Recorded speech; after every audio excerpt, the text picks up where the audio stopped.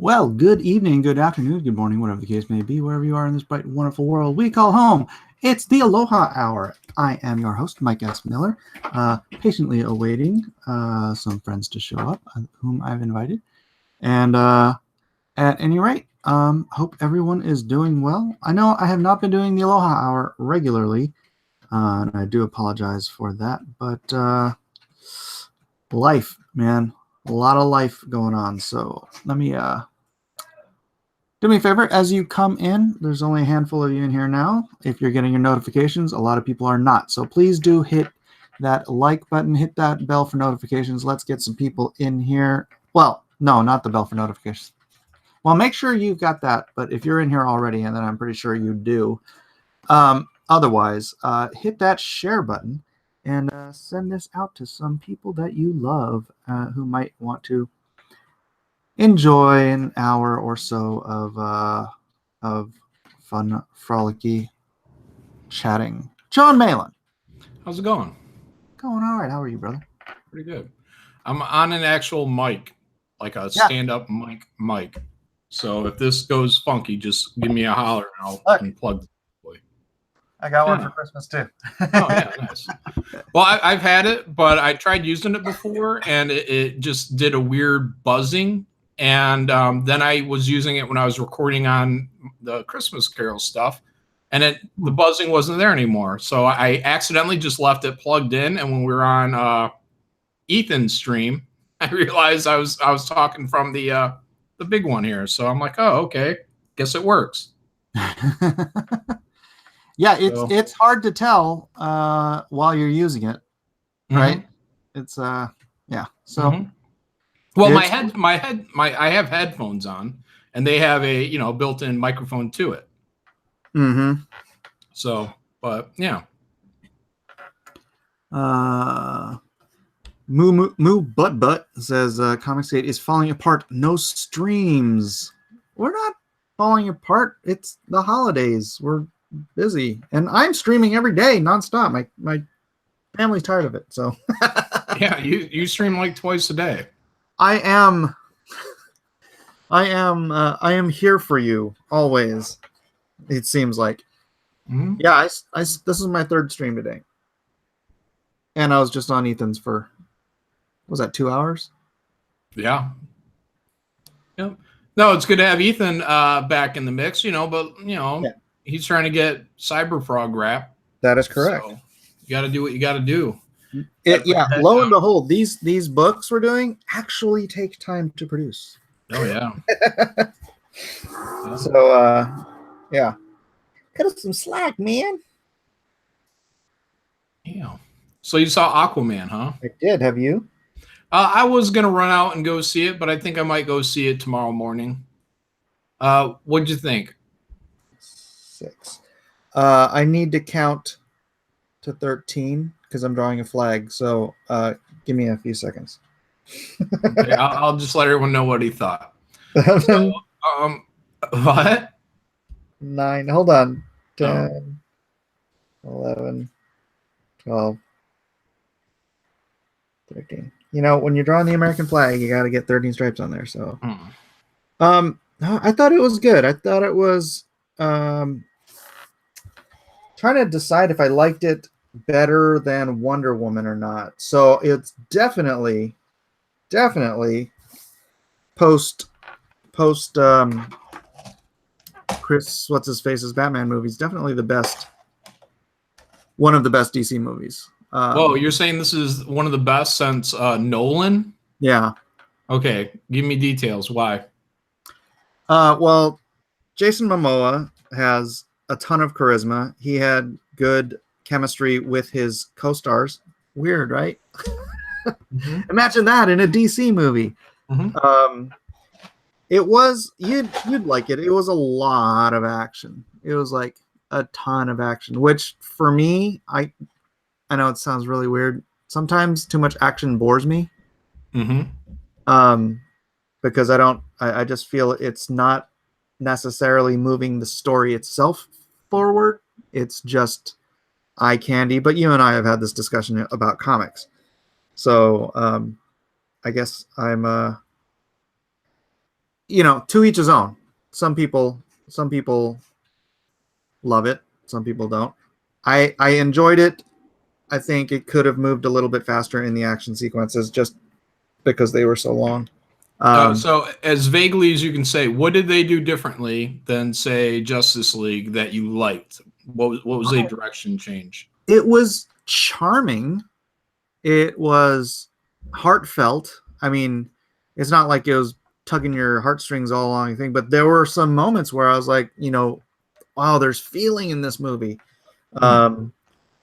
And yeah, and it's a story about a reluctant hero, right?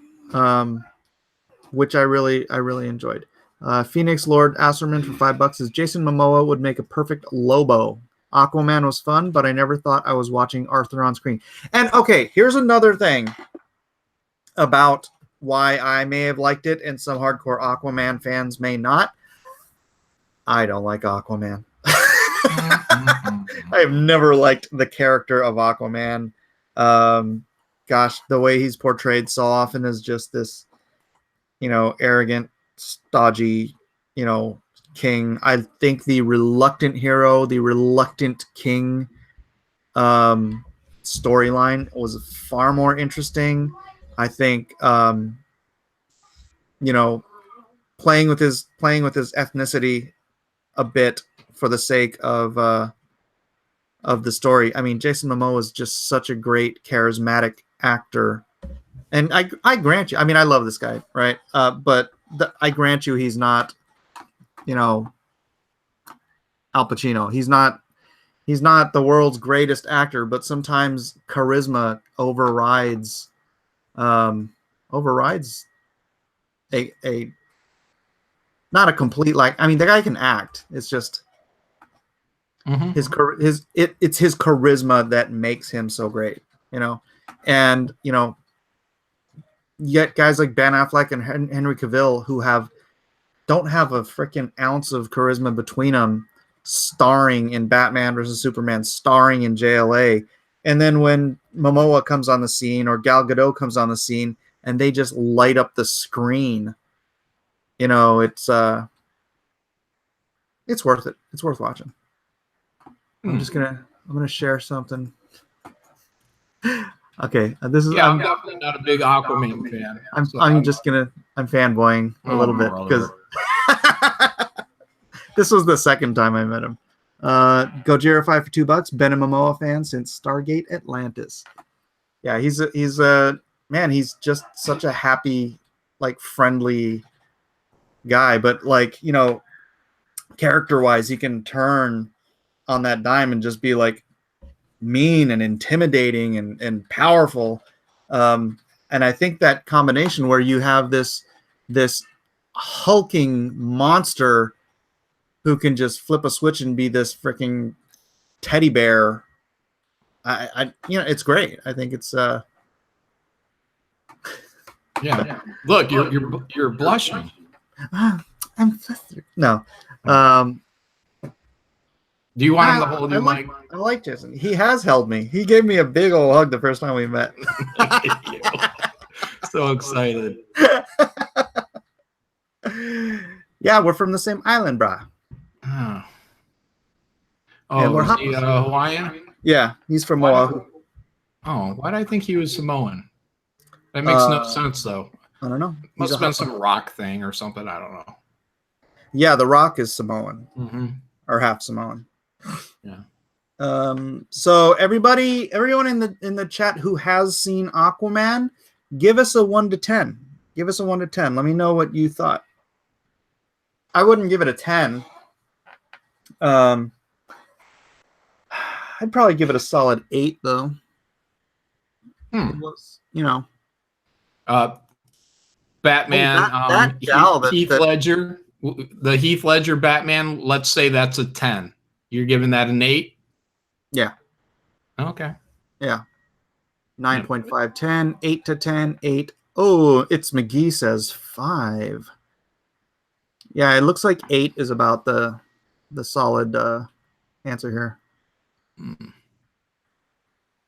He's not Aquaman. See, that's the gripe, but that's why I liked it, because I don't like Aquaman, but I liked this Aquaman. If this was the Aquaman in the books, and I've drawn Aquaman. I worked on a couple of different issues of Aquaman for DC, and I didn't like him when I drew him. How was the saturation of the film? Like the colors, were they bright and poppy, or was it kind of subdued DC? It was bright and poppy. When you get to Atlantis, it is like the underwater version of Avatar. It was really, I mean, it was. My mom was commenting. She's like, "Oh, it was so beautiful," and my kids all enjoyed it. Every age group, from my mom, who's 78, to my youngest, who's 9, they all loved it. So yeah, and it was pretty. It had great locations. It had, each character, I think. Well, not maybe each character, but most of the main characters, they went through their own individual story arcs, which is good because it doesn't feel like characters are just there as placeholders or throwaways or whatever. So, yeah. Yeah, so that's cool. War Eagle did not like it. 4.6. I don't know why he didn't say 4.5, but maybe he was just being generous with that extra point. Charitable. I liked all the costumes. I did like his costume a lot better than the one in JL, Justice League. Even though I hate the Aquaman costume. So who did they cast as Superman? Orange and green. He's orange and green, right? Yeah. But in this, he's a little more goldish orange and green, which looks better than orange and green. What's the worst part of the movie? Gosh, my mind automatically jumps to the younging down of Nicole Kidman and his father as characters. Younging down still, and this is just a complaint for me. Younging down still doesn't work for me because it's not perfect, and it's like when it's not perfect, it just feels wrong because it is the character, but you're like, gosh, there's something. It was like Superman's lip, right? You're like looking at it, and it's like it just feels wrong. There's something wrong here. The de-aging, yeah, and I'm sure in 5 years they'll have that down pat, so it looks great. But right now, it's just. Yeah, it looked pretty good when they did it on Robert Downey Jr. I don't remember if that was the last Avengers film. Or they should him younger in the opening scene. That was pretty good. I'll say that. Yeah, Black Manta felt he was rushed. That was my okay. There's a part in the movie, I don't want to spoil it, where Black Manta is working on his suit. And it's work that would have taken months, right? But in the timeline of the story, I think it was hours. It's like, dude, you didn't have time to let the spray paint dry. Come on. So I really hated that they did that. They like shoehorned in this thing.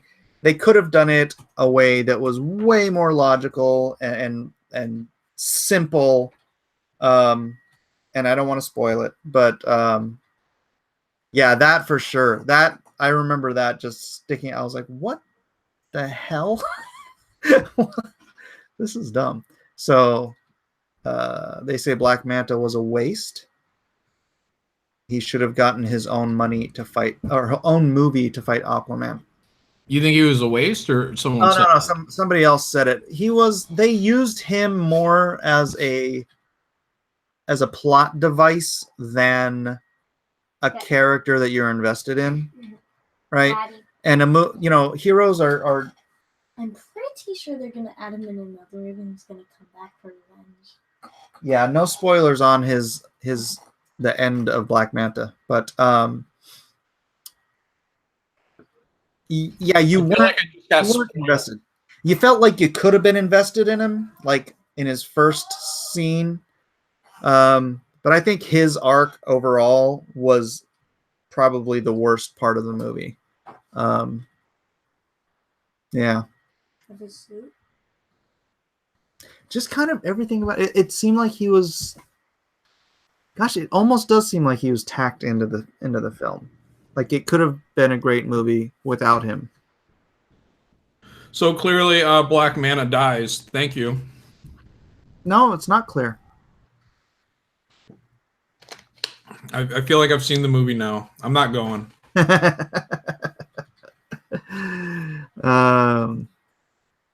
RDJ is Stark. Do you think of Stark now? You're talking about that. He definitely wasted. Yeah, he was a wasted character, but I mean the movie was already so long. I don't know if you could have developed him more. And then honestly, his speech pattern when he became Black Manta was so like weird. I'm like, are you trying to be like Darth Vader or something because you have a freaking helmet on now? So yeah, that's the one thing I would have changed. Perkindo says if Manta had been edited out of the movie, the plot would not have changed. True. Yeah. I'm starting to question this 8 rating, Mike. Well, if Manta wasn't in there, it might have been a 10. So are we going to move this down to a 7? No. Okay. Because it's not so bad that he's just and I don't really care about Black Manta either. But what I was going to say is that a hero is defined by his villain, right? Who was just talking about this? I was watching a Ben Shapiro video, and he's talking about how if it was just Luke in Star Wars, you wouldn't care about him because he's just this whiny teenager, right? But you start the movie with Darth Vader, this big, terrible, terrorizing, monster who just reaches in and crushes this guy's neck and then throws him up to the side, and he's commanding everyone, and he's just this big, terrifying presence. And then that's when you see Luke as his foil. That's what makes Luke great, is his villain, right? And that's the case for a lot of heroes. And again, I say it again, that's why I never liked Iron Man in the comics, because his heroes gallery sucks. And that's why Batman is such a great character, is because his villains, we like to call it a rogues gallery. Rogues, but that's the word. Thank you. Yes. Thank you. His rogues gallery is fantastic, right? And I think for Arthur in this movie, his half-brother Orm, was a good villain. But the Black Manta character, I guess,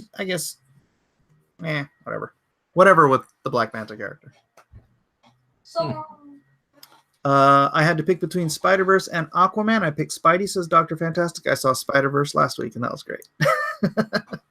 If you had to choose, who would you pick? To see a second time? Mm-hmm. Sure. I've not seen either of these films, so this is an important question. I think I'd probably see Spider-Verse a second time because I saw it in 3D the first time, and I want to see it in 2D. I hate 3D movies. Oh, so I guess it wouldn't be worth it to ask you if it was good in 3D. I mean, it was good, but I hate 3D. Right. For me, 3D seems like a waste because you're spending all this extra money, and then like after the first 10 minutes of it being in 3D, you like don't even notice it's in 3D anymore. I don't, anyways. It's like it's irrelevant. Was it intended to be a 3D movie, or did they up convert it for 3D? Well, it's CG, so the whole thing was built in 3D. So even if they didn't, they still would have had a great 3D movie. Oh, you mean were they doing stupid tricks where they're like that kind of thing? Well, yeah. I mean, Avatar was always intended to be a 3D movie, but a lot of movies they do where they're only meant to be 2D, and then they in the After Effects, they go through and they pull out certain elements to kind of pop them out for 3D. Yeah. Chauncey Blakely asks, is Aquaman better than Man of Steel? Yeah. The only movie since the Christopher Nolan Batman movies I would compare Aquaman to is Wonder Woman. And yeah, I think Wonder Woman was a solid 8 too. So do you think between Wonder Woman and Aquaman, these are going to help DC rebuild? Or yeah, it's funny. I have a lot of hope for the future of DC's movies with freaking Shazam. Shazam looks great, and now they announced a Plastic Man movie. I'm like, holy cow! They got it. Yeah, they figured it out. Nobody wants your depressing freaking, what about Superman? Are they going to be able to do a new Superman? He's terrible. I think it's a lot of the directing. I think Cavill could have done it.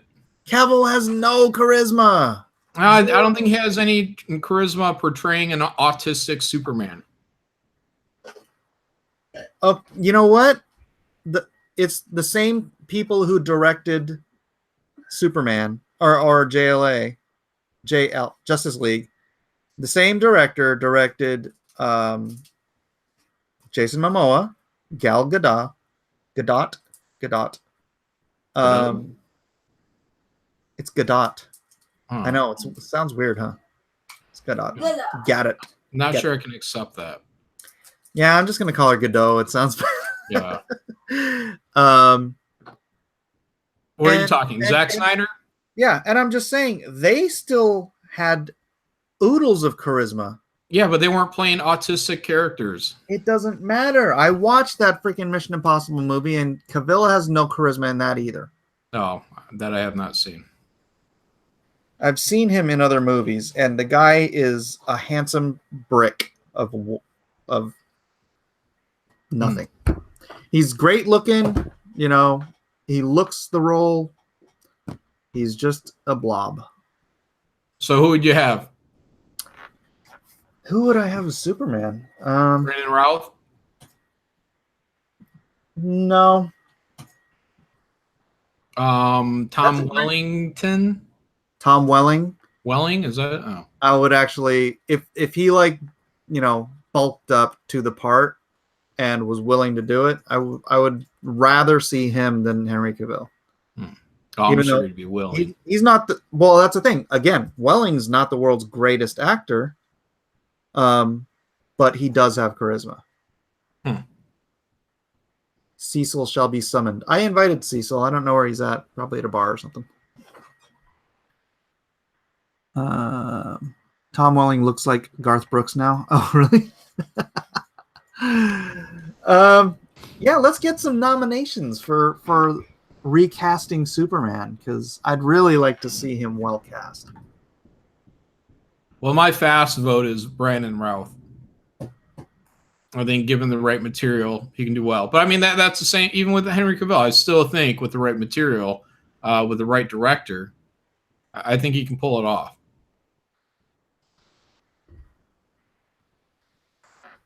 But Brandon Routh, he was pretty likable, I think, when he was Superman. Did a good job. Just didn't have anything to work with for a movie. Call me crazy, but I think Zac Efron would make a good Superman. Yeah, you're crazy. Crazy. Dude, that dude's got... Dude, he looks like a little punk you want to punch. Hold on. Let me see. All right.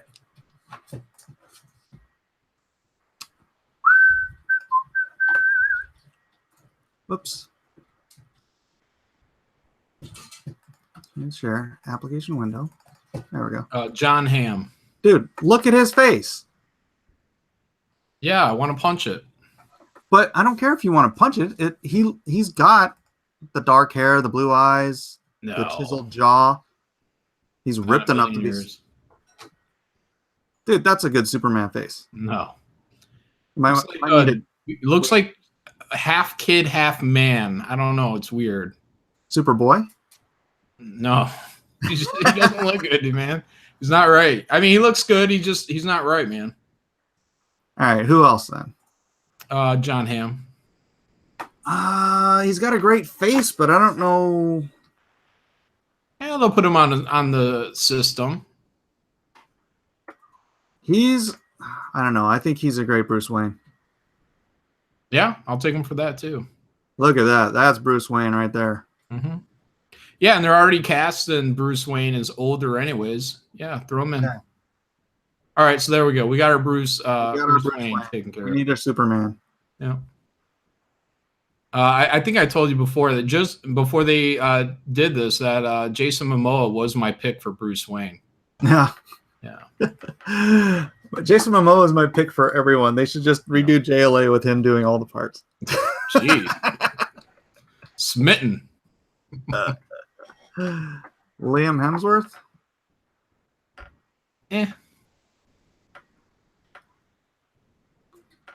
Yeah, maybe. He's got a friendly enough face. I could see him, handing a kitten down from a tree and yeah, save the cat. Yeah. Scott Eastwood, someone is suggesting. No.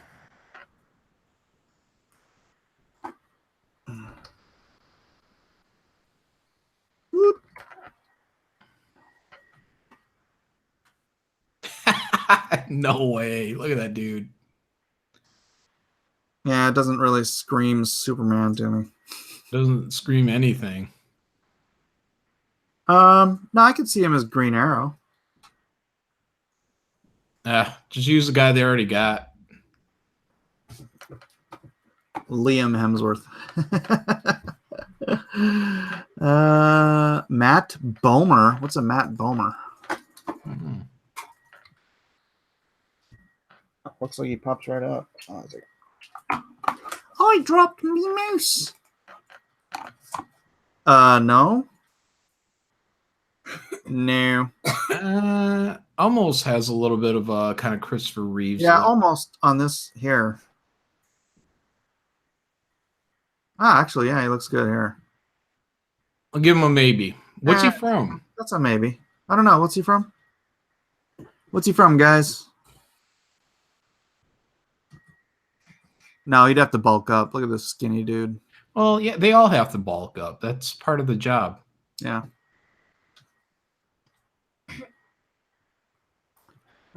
Christopher Reeve's son. Does he have a son? I think he did, yeah. I don't know if he's into like acting or anything. What age Superman are we talking about? Well, Superman shouldn't really age. So he should look like he's 30-ish. Well, you can age him. Well, what are we doing? Kingdom Come. Yeah, but we're not doing Kingdom Come. Well, we should. Oh, he was in Magnificent Seven? Oh.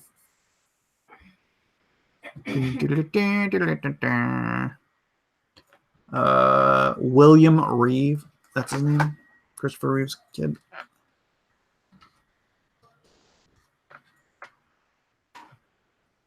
I'm gonna go with a no. Looks kind of like what's his name? George Reeves' kid.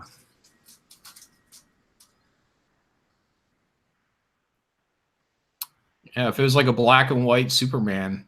Yeah. Maybe. Dean Cain. Yeah. Whit collar. You were right, McGee. What? White collar? Whit collar? What the heck? Randy Orton, we're getting suggested. Randy. Is there a good WWE or WWF, whatever that is, wrestler? Oh, is this guy a wrestler? Randy Orton. No, that dude ain't. Well, he could be somebody, though. Looks pretty tough. Not Superman. No, not Superman. How about Sabretooth? Or are we just doing DC? Yeah, well, yeah, DC. It's like Wolverine right here. Yeah, he could pull it off. Yeah. John Cena. No, I don't think so. Who's the dude from Superman Returns? That was Brandon Routh. Brandon Routh. Let's see what he looks like now. He's doing one of those TV, like Flash TV shows now. Yeah, it's terrible.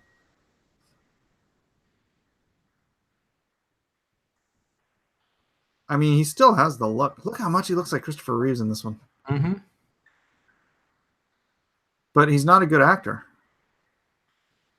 I don't know. I'd have to watch Superman Returns again to really say if he is or not. And I don't know about this body. Look, Mike, they're gonna put him on a weight deal. This is what they do for everyone. James Marsden. No way. James Marsden. Cyclops. Oh.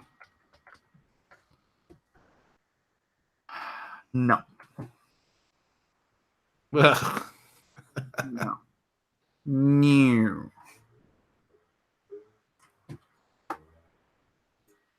Yeah. Well, whatever. They'll pull together, or they have the opportunity now to pull together a cast to make it work. They got two strong possible franchises. Aquaman did like gangbusters, right? Oh yeah, yeah. It's already beat. Oh shoot! Somebody said something. It's doing great. Let's go to Box Office Mojo. Yeah, Army Hammer. He's kind of stiff. Again, the charisma thing. Yeah, you can change that name too. Box Office Mojo. Whoops. Box Office Mojo. Aquaman ready to float top of box office again. Let's see. Foreign, it's already done 492 million. Oh, domestic 137. So what is that? About 60 million? Almost 70 million? 2 weeks? Let's see. December 21st to 23rd opening. Oh wait, it's a daily. What the heck? Oh, here we go. So it's in 27, 21, 18. Oh, they don't even have. Oh yeah, it's just its first week now. It hasn't even done its second weekend yet. So yeah, that's 137 million in just its first week. Yeah, that'd be pretty killer. Pretty good. And she was just stunning. Oh, really? I don't know what her name is, but isn't that Johnny Depp's girlfriend? That's what I heard, or ex-girlfriend, or something like that. Well, that's good because every time I see her in like the trailer or whatever, I'm just like, uh-oh. So if she pulls it off very well, then good. Yeah, no, she does well. Good for Jason Momoa, man. Yeah. He's finally got a good hit under his belt. Yeah. Well, Justice League was a hit, I guess. That's ensemble. Yeah. You might as well credit the kid that did the Flash. Oh, there was one funny part where like he was he was injured. And so Mira wraps him with seaweed. I feel like this is going to be a spoiler. Go ahead. It's not really. She wrapped him on all the places, and then his hair was in a bun, so he looked like Khal Drogo. Oh, yeah? Okay. Yeah. Awesome. They did that on purpose, I imagine? Oh, totally, dude. Totally. He had like arm wraps and then wrap around his midsection, and then even you know where he gets stabbed in Game of Thrones, like, and they put the little patch of stuff on him to heal him. It's like the same. It's the same spot. Yeah. Yeah.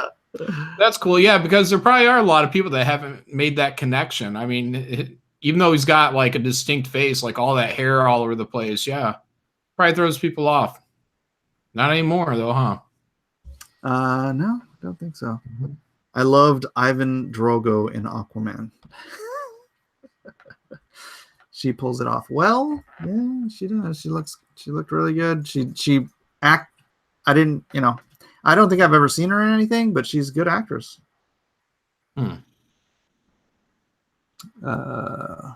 Momoa should have been Lobo. Hey, he still can be. Look at Chris Evans. He went from Johnny Storm to Captain America. Yeah, but you don't go down. You go up. You think if he played Lobo, it would be going down? Absolutely. 100%. He's got a hit with Aquaman. Why would he say, yeah, go ahead and recast Aquaman so I can go play Lobo that 10 people know of? Well, I don't think it would matter. I think they would go to see him, not Lobo. You're wrong. Wrong, Mike. He can't do Lobo after doing Aquaman. Not after Aquaman's a hit. People will reject it. How are you going to do the crossover? Yeah, no. That's fine. Yeah, I think you do want him to play all the roles in Justice League. Jeez. It'd be very entertaining. Yeah.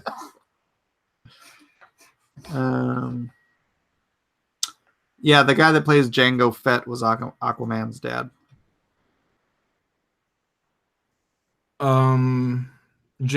Wait, was that Django or the guy that they used the DNA to make? I don't remember how that worked. Yeah, that was Django. Okay. Oh yeah, Django Fett was the original guy. Yeah. Right. Okay. Oh yeah, and then he took a clone, and that clone became Boba. Right. Okay. Yep. It's all out of continuity, anyways. It doesn't matter. Yeah, it's Star Wars. What difference? Prequels and sequels and spin-offs and derivatives don't count.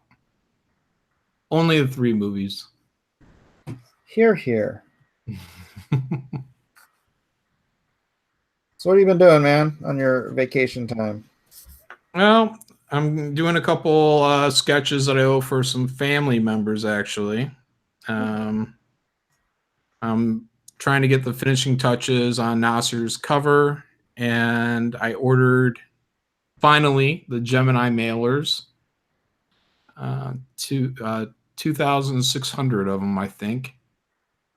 And let's see, I'm about to go over some graveyard shift plot ideas with Mark to figure out what all we want to address with our talent search winners. Ah, okay. Yeah. So we're going to get the writers started January 1st, I think is the goal. And then we're going to have all our artists started February 1st. Or sooner if the scripts are done earlier. No reason not to give it to them earlier. Right. Then they have, I think it's 2 months is what we gave them for deadline to get that done. So, and then we'll have all that stuff nice and locked up by the time we get around to launching the actual campaign. So are they late spring or early summer? What's that? The 2 guys you picked up, have they ever been published? I don't think Render Contender has. I'm not 100% with Todd Mulrooney. So, because he actually does some really good stuff. I don't know if you saw it in the stuff, but it's like photo real. Oh. So we'll see how that ends up going out. Yeah. And yeah. Well, if you want to get them on Drawn and Quartered anytime, just let me know. Yeah. Okay. I don't think Todd Maroney's been on Drawn and Quartered. I know he's been on the fan edition. I don't know if he's ever made it through. Yeah, we'll see. Yeah. So he's not a fan anymore, man. He's working on your freaking book. Yeah. Yeah, we'll give him a slot in there sooner or later. Granted instant upgrade. Okay. Well, I'm not going to tell the guy no if he wants on. Oh yeah, I did give him the link a couple times because I was like, yeah, dude, if you want to be like a stand-in, but both times he couldn't do it. So. Oh really? Mm-hmm. Yeah, when I was hosting on my channel, I was like, yeah, here you go, man. But anywho, yeah. So we'll see. I'll let him know there's an invite, and if he wants to do it, I'll give him a couple days notice. Maybe he didn't like the topic on your show. What? Christmas? Mike, it was a clean show. Uh-huh. 100% appropriate. And don't blame me, blame the voters. So, Uh-huh. yeah, they wanted, look, I mean, it all came down to they wanted sexy Mrs. Claus. So, And you're like, that sounds good to me. but I was looking forward to trying something a little bit more, out there, like Yukon Cornelius and the Abominable Snowman. Yeah. Well, I've never drawn them. What were the options? Yukon Cornelius and because everything was in pairs. So Santa and sexy Mrs. Claus. There's Yukon and the Abominable Snowman. There was not Yukon and sexy Abominable Snowman. No, none of that.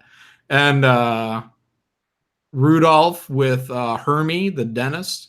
Sexy Hermie? No. And was it from I think it's a Santa cartoon. I don't remember what it was, but there was Mr. Heat Miser and Mr. What is it? Snow Miser, something like that. So of all the options, there was one with the word sexy in it. Yes. And that's what the fans picked. You think?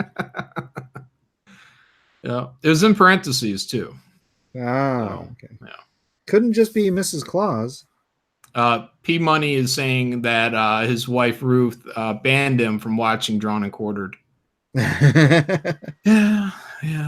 Just on your show, though, right? Not on mine. Yeah. Well, it's the fans' fault. It's not mine.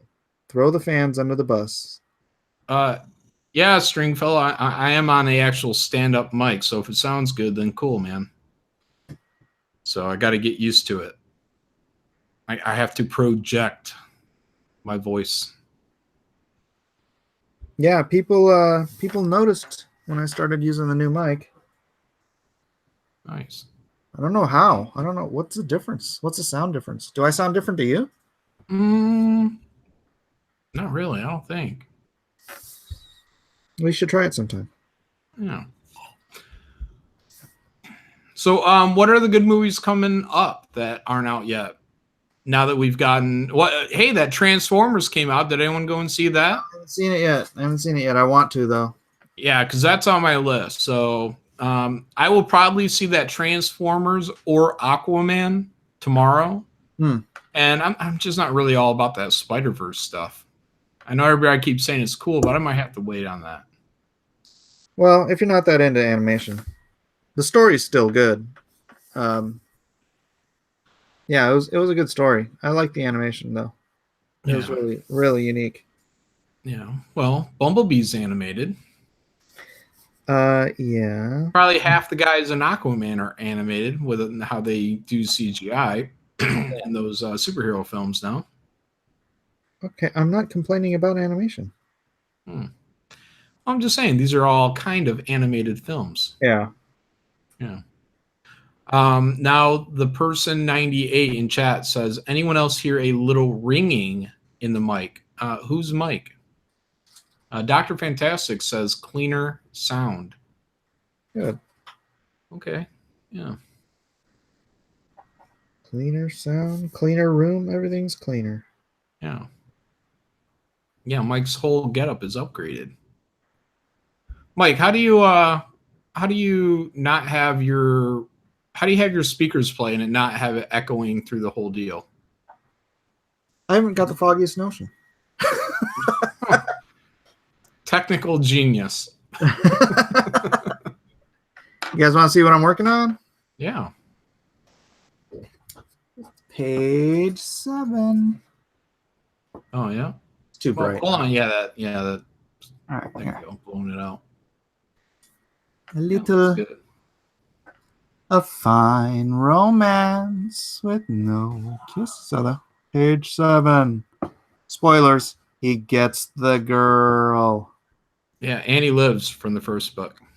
Well, yeah, that's how we have a second book. A fine romance. What? It could have been a flashback. This is what I waste my splash pages on, John. I know. Yeah. Well, it's not bad. It's still a really good executed drawing. So, Well, yeah, it's just not the big in your face. You know. I'm weird, man. Through my whole career, I've really enjoyed drawing Batman and when Batman and Catwoman, you know, do the lip lock, or Lois and Clark or whatever. I love those pages, and maybe I'm just a big softy romantic or something, but no, I mean it just like looking at that, maybe because the kind of old school to it anyways, it just looks like what is it, Rockwell, Norman Rockwell? yeah, that's what the background is. I was referencing the Norman Rockwell drawing of the cop and the kid on the stools. Like the coffee pot and whatnot, and the pose he's in, essentially. No, but I was using my diner as the reference. But yeah, I was just thinking in terms of like, just that kind of straight on shot and that Americana. Yeah, that's what I was going for. Looks like I made it. Yeah. Yeah, you could put a Coca-Cola sign on the bottom, and everyone, be like, "Go buy Coke." Yeah, like that. Yeah, it could be an advertisement in a magazine, is what I'm saying. Oh, I see what you're saying. Yeah. Yeah, I'm having a lot of fun. Yeah, it's cool that you just keep trucking along on your pages. So. I was thinking about just getting myself a Cintiq. Yeah? Yeah. You can afford it. Yeah, I can afford it. We'll see. I have one. I just don't use it. I've been drawing on my my Mobile Studio Pro. I think that's what it's called. The Wacom deal. And, it's good and it's fine. But then I'm just like, I wonder if I had like a bigger monitor to draw on, how that would be. Because drawing on a monitor is a complete different skill set for me now. Yeah. But I want to be on something, in a position comfortably where I can draw for, hours upon hours. And, right now with this small tablet, it's kind of like, where am I putting it on my lap? And am I hunched over too much? I don't want to spend my day. Well, what size Cintiq do you want to get? Oh, I don't know. Because I got some freaking big ones, man.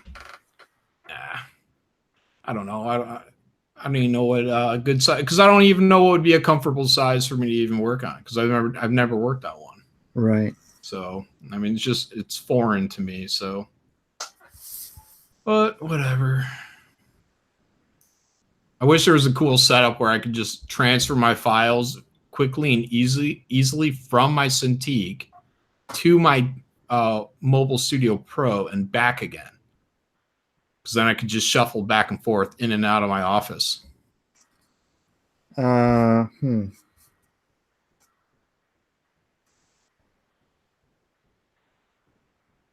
you firewire them together? I don't know. What is that? It's a high capacity data transfer wire. Mm-hmm. I don't know. It's what you connect. It's what you connect a Mac to a what do you call it? Like an external drive with,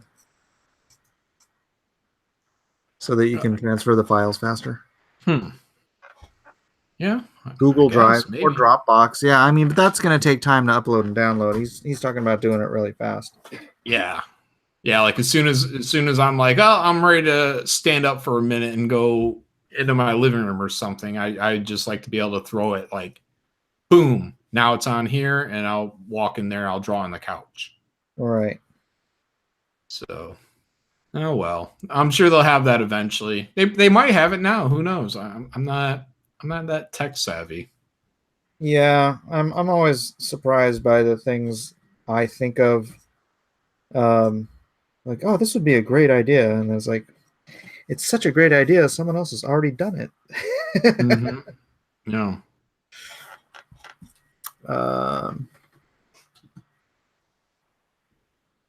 What the heck? The person? What? Which villain is rumored for Punisher? Oh, I have no idea. I can't wait for it. Looking great, Mikey. Thank you, Spike in Madness. I don't know why you quoted "I can wait for it." Oh, you can wait for it. You can? Good. Is there a Punisher movie coming out? Probably the next season. Punisher season 2 villain revealed. It's a real doozy. They're still making those? I guess so. Huh. Can't, Spike says. Can't wait for it. Well, I hope you can, because you have to. Create a new network drive in Windows. Oh, you can read the chat. I'm working. Oh. Are you working? No, I'm just chilling. All right.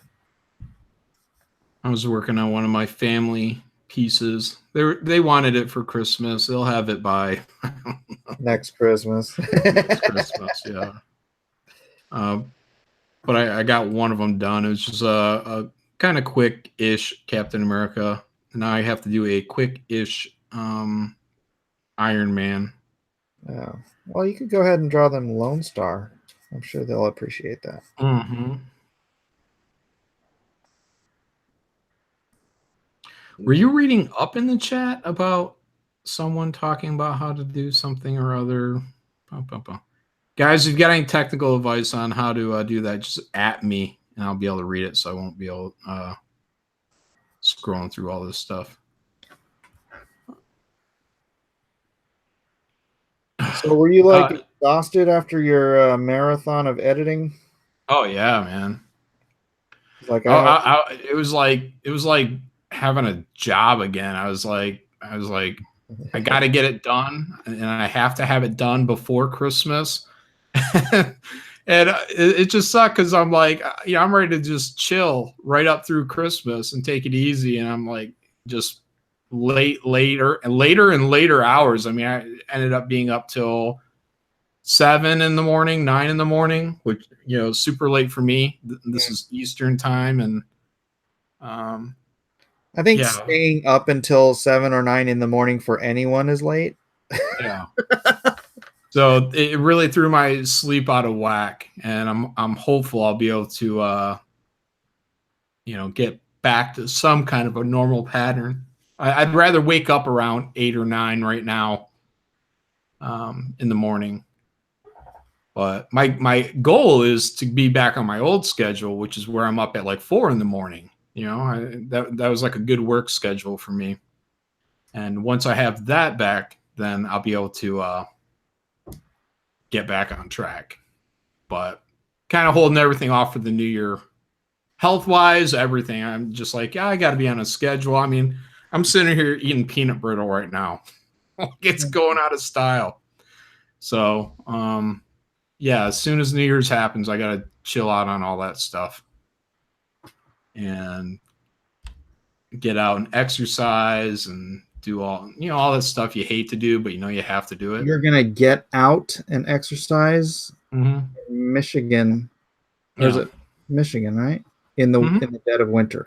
Oh yeah, dude, it's fine out right now. I mean, it's a little cold right now, but I mean, there's no snow or anything like that. Unless it snowed tonight, there's supposed to be some coming in. Yeah, I'm just talking about getting out and doing like early morning walks, and then probably coming back in the house and hopping on a treadmill for a little bit, and that kind of stuff. Eating better, but it was freezing here tonight when we got out of the movie theater. It was like 51 degrees. Oh, poor Mike. 51 degrees. No. It's only 11 degrees warmer than your refrigerator.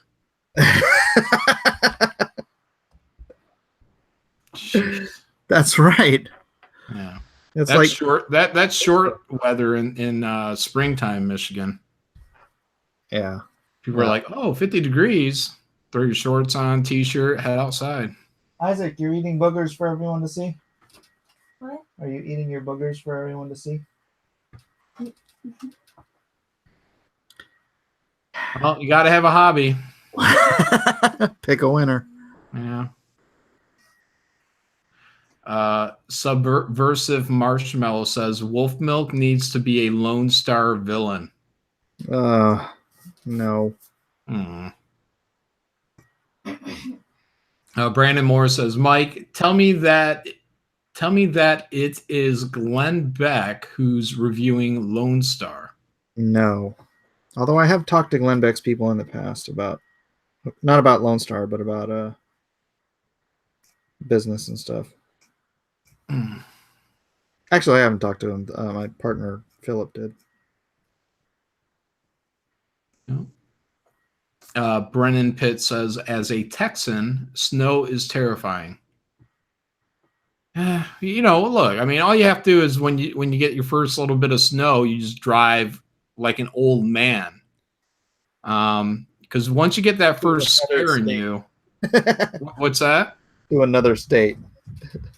Oh, well, once you get that first scare in you, it'll straighten you right up. But when you're younger, everybody gets like one bad spin out, you know. But you know, once you're aware of it, once you've been scared once or twice, you just drive slower. You get to where you want to go. You don't put chains on? No, get out of here. No, dude, I've up driven north.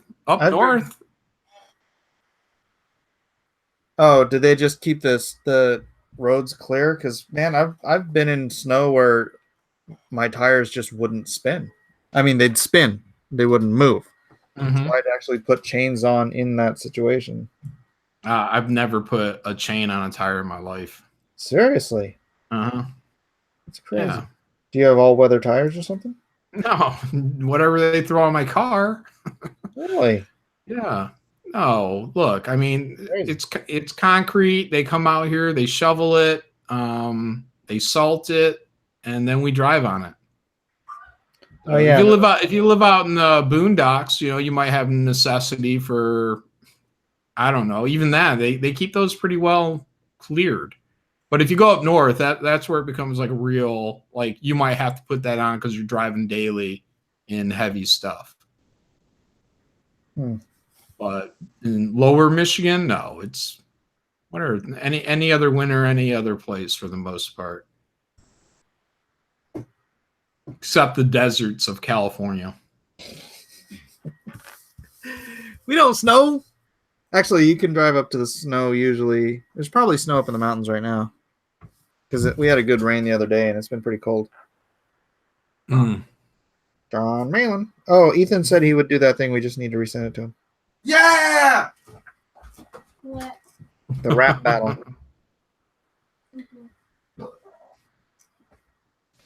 When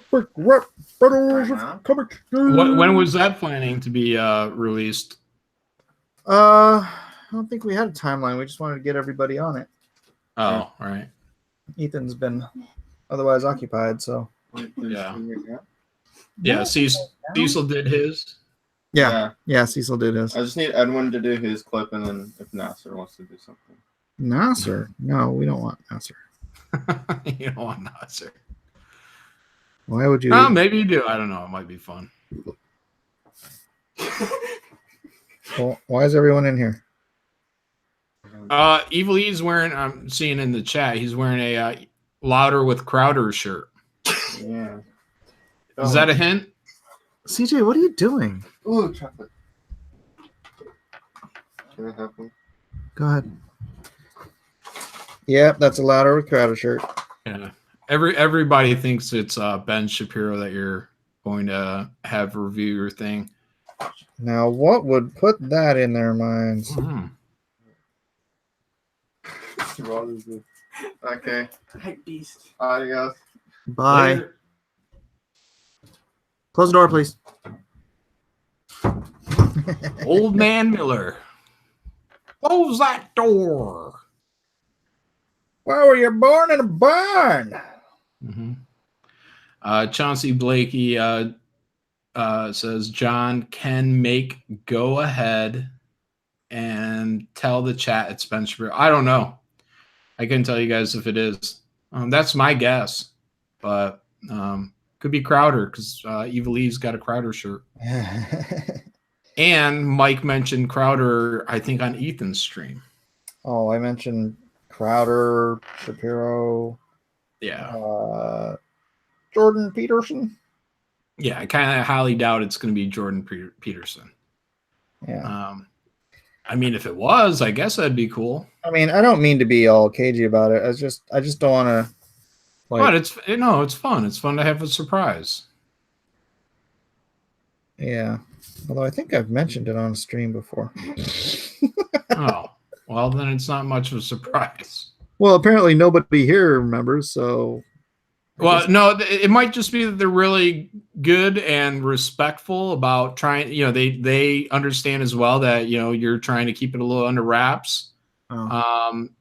Same thing happened when I was doing the Christmas Carol recordings. I accidentally went live on one of the recordings, and 84 people saw it before I was able to switch it to private, and that was after I was done with the whole broadcast.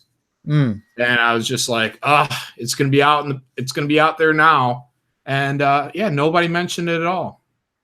That's nice. So I was like, yeah, cool, man. Yeah, so guys, if you caught that, you're in there. Thank you. So a couple of people have mentioned Alex Jones. Alex Jones had Vox Day on, so I'm going to go ahead and pass on going on Alex Jones.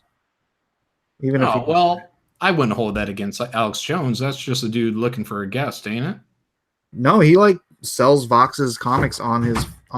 Why does everyone keep coming in here? Mm-hmm. He's got Vox's comics on his web store. Huh. He's all on Vox's tip, man. So pass. I wonder what kind of agreement they have. Yeah, that's the kind I don't want to have anything to do with. Right. Yeah. So what's up with Alex Jones? Does he have a show anymore? What's the deal? I don't know. I don't follow him. Yeah, no, he's always just been a little out there for me. So. Yeah. Well, I always figured the guy was maybe 5%, useful material. And then, but he's a full-time radio, I don't know, kind of provocateur. So you got to fill up 95% of your time with a lot of, dumb stuff. But I'm sure you like most of that. What are aliens, lizard people? How does he do that? I honestly don't watch it. My nephew used to watch that guy so flippin' religiously, and he's the one that's a bum now. Because he's like, I don't want to be part of the system, man. So I'm like, oh, all right, that's not helpful. Yeah, when I would tune, I don't listen to anyone religiously, but I'd tune in every now and then, Alex Jones. But it's almost like fun, I don't know, same reason people listen to Art Bell or something out there. Art Bell didn't pass himself off as like real political news and crap like that. Yeah, well, I don't know. I don't think I'm overly intelligent, but I'm smart enough to know that I think a lot of it's an act, So, I mean, I think a lot of it's just BS anyways and, filler. So, but, it's fun sometimes to listen to it. And I might have told you at one time I was like, man, what if I made a book and I just took all of Alex Jones's controversies and threw them in here like they're all legit? Because if he's claiming they're legit, he couldn't sue me and be like, hey, those are my ideas. I'd be like, no, dude, you said this was legit news. So do it, man. Do it. Do it. Alex Jones is an entertainer. If you take him 100% seriously, you're a goof. He's not supposed to be taken seriously. Yeah, I agree. Well, I don't watch him enough to. I'm not saying I've never watched him. He used to come up on YouTube once in a while. But oh gosh, I'm still locked on me. Why am I locked on me? Why is everybody looking at me? Alex is a really nice guy. I've never met him. Yeah. No, it was just fun to listen to every now and then. Every now and then we're fun to listen to. So. Every now and then. Yeah. Unicorn talk, werewolf talk, whatever. It is what it is. All right, let me draw this line in here. Look how sweet they are. Oh, Oh, did you do more? Gucci. Yeah, I've been working this whole time. Oh, what'd you do since the last time? Look the I same. did all her hair. I did all his hair. I did Oh. her hand. Oh, nice. You can see it all in the replay, John. Yeah. Dr. Fantastic says Alex Jones is awesome and lied about more. Oh, he's lied about by more than anyone. Okay, this isn't a lie. He had Vox Day on and was bad mouthing Ben Shapiro.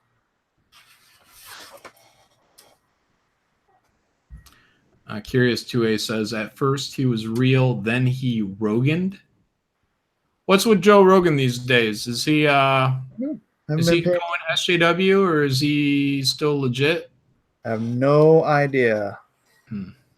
Dude, you think there's only so many hours in the day?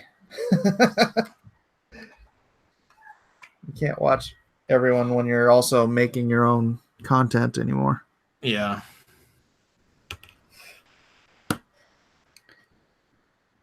Yeah, I like tuning into Rogan every now and then. I haven't listened to him in a long time though.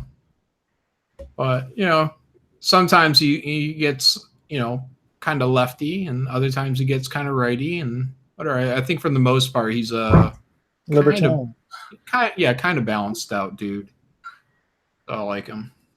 I'm not too sure. Yeah, from what I've watched of him, I like him. He's I generally like the libertarian attitude, even if the person is a left-leaning libertarian. Mm-hmm. It's just the idea that you're about personal freedom, and that's I think the ideal that this country was based on. Yeah. So left, right, whatever. If you're into freedom, that's cool with me. Yeah, Rhaegar Targaryen says Rogan is cool. He says something dumb every now and then, but then again, who doesn't? That's right. I mean, when you put yourself online for, I think his conversations roll like 2 to 3 hours. Yeah, you're gonna say something stupid for sure. It happens. I do it once in a blue moon. Yeah.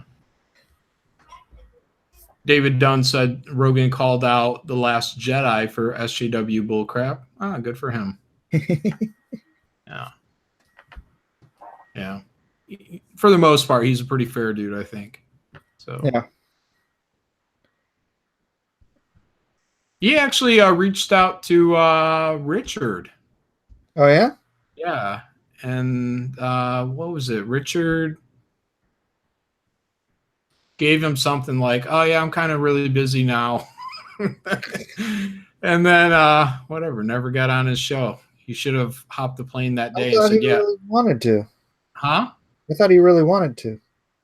Yeah, I think after he wasn't so busy, he went to get back in contact with him, and I don't think he ever managed to get back in contact with him. Oh, that's too bad. Yeah. Well, that's what I'm saying. He should have been on a plane that next day. Being like, "Hey, you want to talk? Let's do it. See you tomorrow. Right. Peace." So, and I remember Rogan around that same time was like, "Yeah, I'm leaving for a tour in like a month," and I was just like, "What is Richard waiting for?" So, yeah. Yeah, I remember Ethan talking about like Richard was talking about going on Rogan, and that's why he even went on the Comedy Central thing to like get on Rogan's radar or something. Like that was his goal, was to get on Rogan. I don't think that was the case. It could have been. I might be remembering. Yeah.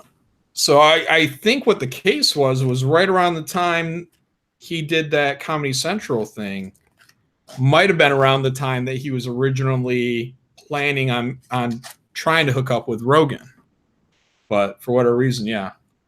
Oh well, yeah, that's kind of what I said.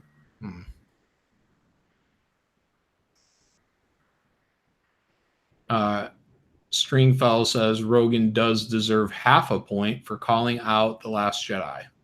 Yeah. Mike loves that movie. He just thinks they had to do what they had to do with limited time and millions of dollars. I just didn't hate it as much as everyone else. And they only had decades to figure out the plot to that film. Yeah, I did have higher hopes. Yeah, we all I did. did have. Although I will say, watching enough of you guys complaining about it did ruin it for me. So I can't Good. watch it. I cannot watch it and enjoy it anymore. Yeah, you can't watch The Last Jedi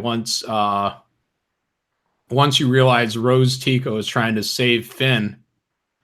First of all, there's like, Gosh, I was so hoping he would fly into that thing. yeah, there was no way. Now, when you watch it again, just pay attention, like, because they even do like a pull-out shot where it's like a big aerial view down, and you see how far away all the other speeders are because they turned around, and he's getting closer and closer to this cannon. There's just no way, if these things are moving top speed, in full retreat, to swing back, catch up with Finn, and then the idea to save him is to hit him, going presumably hundreds of miles an hour right into his, basically his driver's side door. That's how you're going to save him. I'm going to save you from hitting a wall. Yeah, at 200 miles an hour by hitting you at 200 miles an hour on your driver's side door. Well, he wasn't going to hit the wall. He was going to drive into the freaking. No, I'm using that example. If you were in a car going 200 miles an hour at a wall, I don't save you by hitting you at 200 miles an hour on your driver's side door. Yeah, but man, when he was going towards that thing, I was like, they're going to save his entire story arc. Yeah, sacrifice. Although they didn't. Yeah. Yeah. It would have made him a real hero for the first time in the movie, in both movies. No, they had to make Rose the quote hero, saving what she loved, so they could all, again, logically, so they can all die just moments later after the Empire wins. I'm going to save you from saving the day so these guys can lock us up, torture us, execute us moments later. Thank you. Edwin, why are you not in here? It is cool seeing a Hapa Hawaiian dude starring in the #1 movie in the world, though. Yeah. Island, bruh. Oh, Fedorable, the horrible. I've seen The Last Jedi 7 times. I'm a masochist. It gets worse every time. It broke you. It broke you, Fedorable. Hey, 8 times the charm. Mm-hmm. I don't know. You almost have to watch it again just to make sure, that it wasn't as bad as you thought it was. And then you're like, oh, yeah, this is just terrible. There should be a laugh track going through half the movie. Or what would be funny is if you like redid the music and did like Benny Hill music in places. Yeah. Yeah, that'd do it.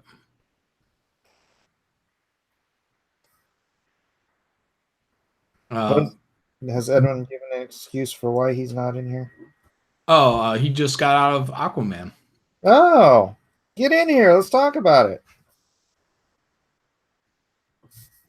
Moo Butt says, John, why would you do that? I haven't watched it since the theater. Well, Fedorable watched it 7 times. I watched it, I think, 1 time since I watched it in the theater.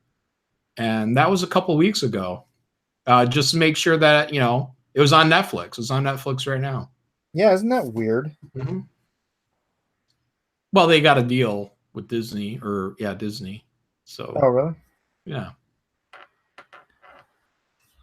Let me feed my dog real quick and I'll hop in. All right, Edwin. Feed my dogs. My dogs. I gotta feed my dogs. Oh, plural. Yeah. Oh, dog. Yeah, he only has one dog.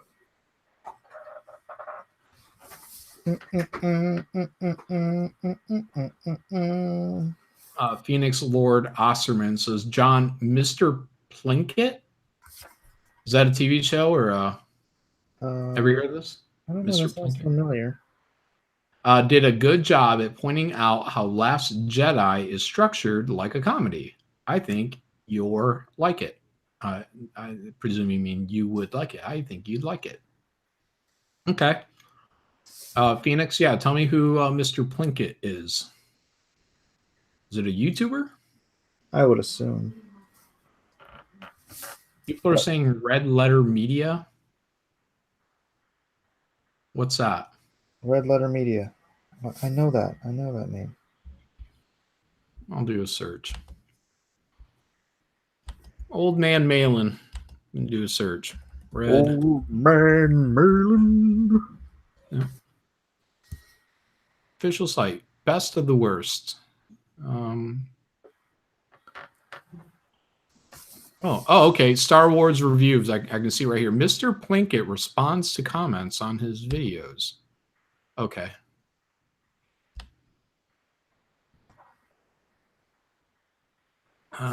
Pictures of some fat, slobby guy with a plate of pizza rolls on his belly. It's an illustration. Apparently, this is Mr. Plinkett. I'll check it out, I guess. Not right now, but yeah, later time. Thank you. So, how long did you stay in my Dragons Are Real stream? Oh, I don't know, 15 minutes or so. Yeah. You're like, oh, this is all review. Well, I remember you were talking about fossilization versus petrified skin or something. And I was like, what is Mike talking about? And I don't know. Was this a discussion on how dinosaurs were around 8,000 years ago? Were they killed by the flood? Is that what you were saying? A lot of them were. Most of them were. All but 2 of each kind. 2 dinosaurs of each kind? Yeah. Mike, if you put dinosaurs on it, how does that boat fit all the dinosaurs and everybody else?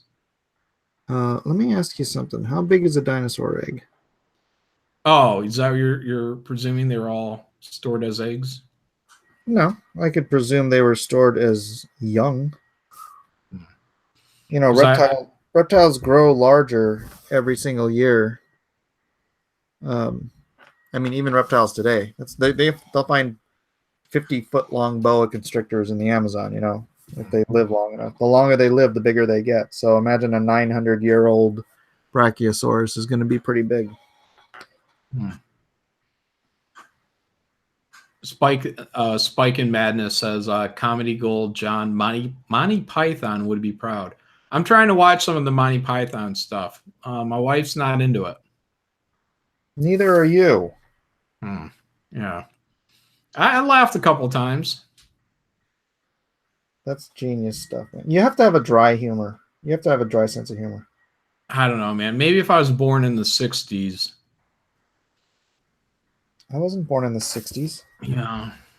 Close enough. Actually, it was pretty close. 1971. Yeah. Pretty darn close. I am determined to finish this piece tonight because I took time off to go see the movie and all that fun stuff. So, cheese, stop. Monty Python is overrated. GK, come on, man. Yeah, he's probably right. Overrated. It's some people appreciate the humor and some people don't. It depends on who. And it's not like all of their stuff is perfect or genius, but they did a lot of really good stuff. Spike in Madness says, no, you, John, are comedy gold. Well, thank you. All right. That's nice to hear. Yeah, I'm trying to watch like the Monty Python. I'm trying to go right through the actual episodes. Oh yeah, Flying Circus. Yeah, because I mean I don't know why, but Netflix like unloaded like a whole bunch of Monty Python like a couple months ago, and like best of this, best of that, and it's also like I just want to see the show and try to experience it a bit, like everyone else would. And yeah, I don't know, man. Maybe I'm too old. Maybe I've seen enough. Maybe I've I've dipped my toe enough into Monty Python before that I'm just not, I'm not really feeling it. What kind of humor works for you? Funny. No, I mean, like, who are your favorite comedians? What kind of movies do you dig? Because Well, British humor is it's when just I was a different thing. It's not the same as like American humor. Yeah, but even me, man, look, the stuff I liked when I was younger, I don't really like it now. Like I loved Dumb and Dumber when it came out, but I watched it recently and I was like, not that good. Nothing really holds up, over the long run for me. But I mean with comedies, I understand, there's you experience it, the surprise of the joke, and I mean it's hard to duplicate that over time. It's hard to, like, there's movies that will just bust your freaking guts laughing the first time you see them because of the surprise elements. Mm-hmm. But then they're not funny when you already know the surprise is coming. Yeah. Like, you ever see Meet the Parents? Oh yeah. That's the before the Fockers one.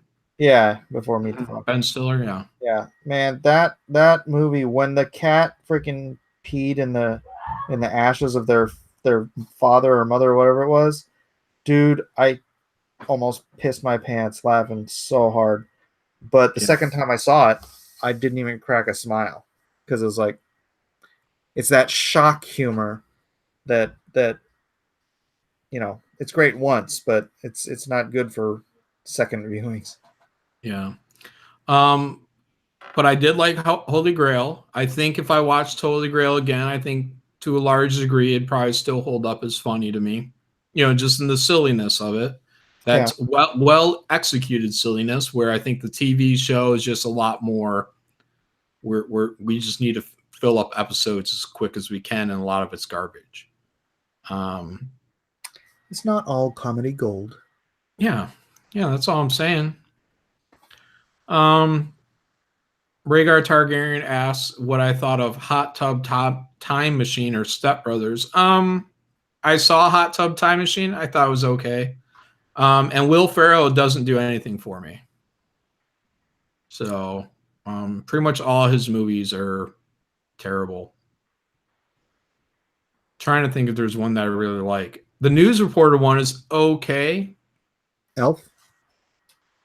No, I don't even like Elf. Really? Yeah. Gets way too much praise. I'm like, what? I don't know. It's maybe he's too Monty Python. Where it's just the silliness of it. Yeah, don't use the microwave.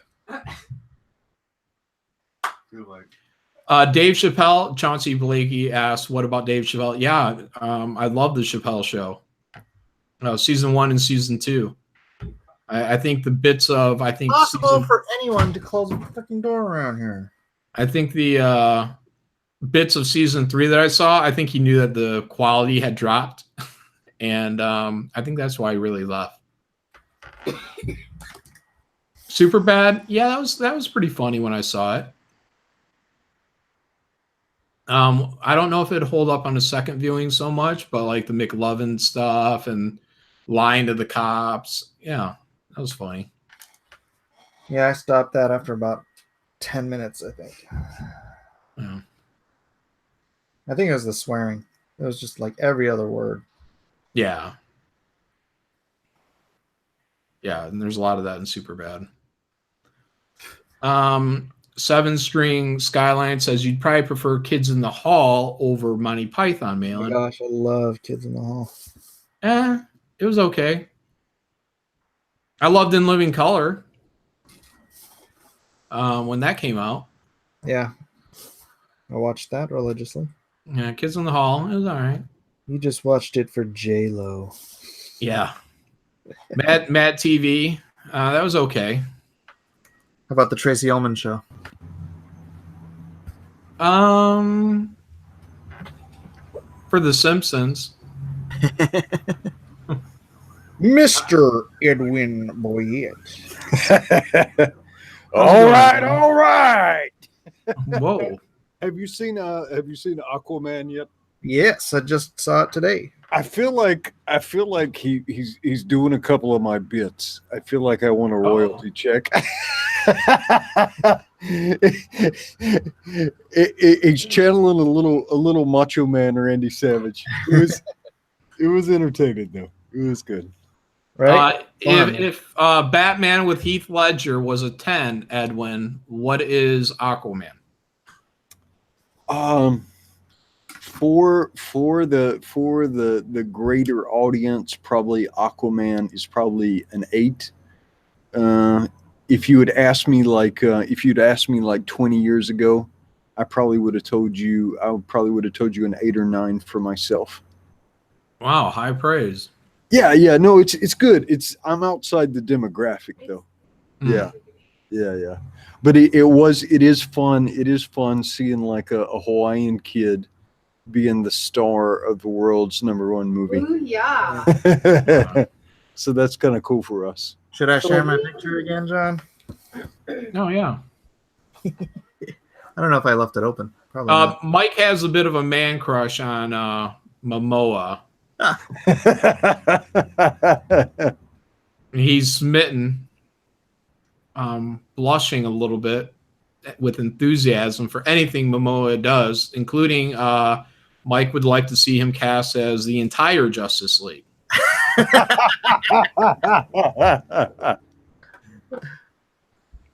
you go.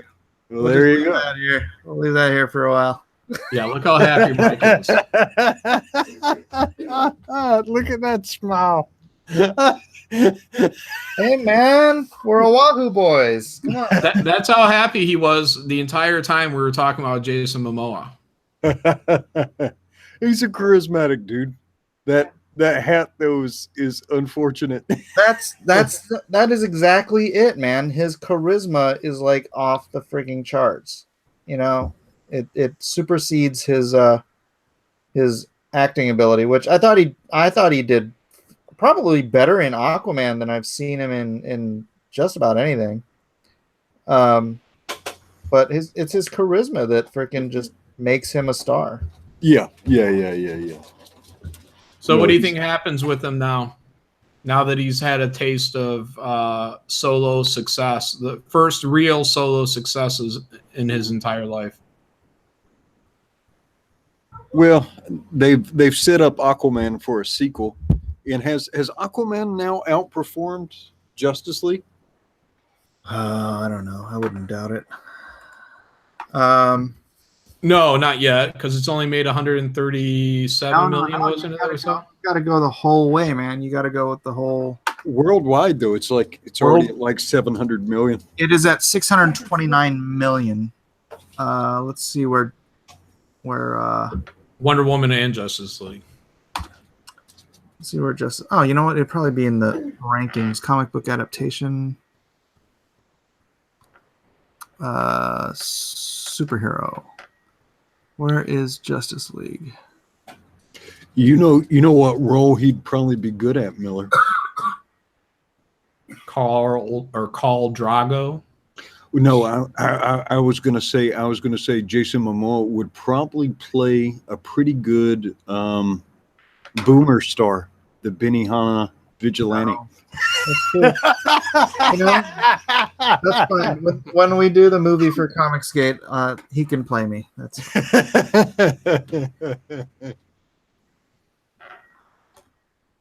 yeah. I was just a week too late for the graveyard shift talent search with that, I guess. Oh yeah. Yep. Time waits for no man, Edwin. No, gotta get it. Gotta get while the getting's good. Yeah. Yeah, we got Todd Mulroney and Render Contender are our artist winners. Yeah, that's fantastic. So they'll be getting busy in about a month. February 1st is the planned start date. the lifetime gross for Justice League is 657,000. Yeah. 1,000. Yeah. 657 million. So Big difference. literally tomorrow they will beat it. Yeah. Mm-hmm. And then they'll probably, when it's all said and done, I don't know if they'll quite double it, but it might be close. Yeah, well, it's doing fantastically well overseas. 492 million overseas so far. So does he go on to a drug-filled binge? Hell no, man. No. There's actually very little degeneracy in the movie. Mhm. There's a little bit of drinking, but even that is pretty menini. No, I'm saying Jason Momoa. Now that Oh. he's had such huge success. No, I doubt it, man. that guy's No. too level-headed. And how old is Jason? He's not as young as he looks. Yeah, he's 39. Yeah. Married to John C. Blakey says Momoa might be able to turn Mike to wolf mode.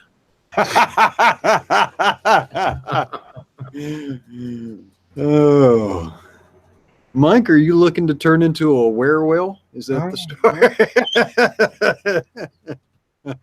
Gonna have to. Cody Bodeker says China loves Aquaman. Is that where they're pulling a lot of their cash from? Yep. Yeah, they pulled a lot over there, and you figure the ticket price is probably even lower there.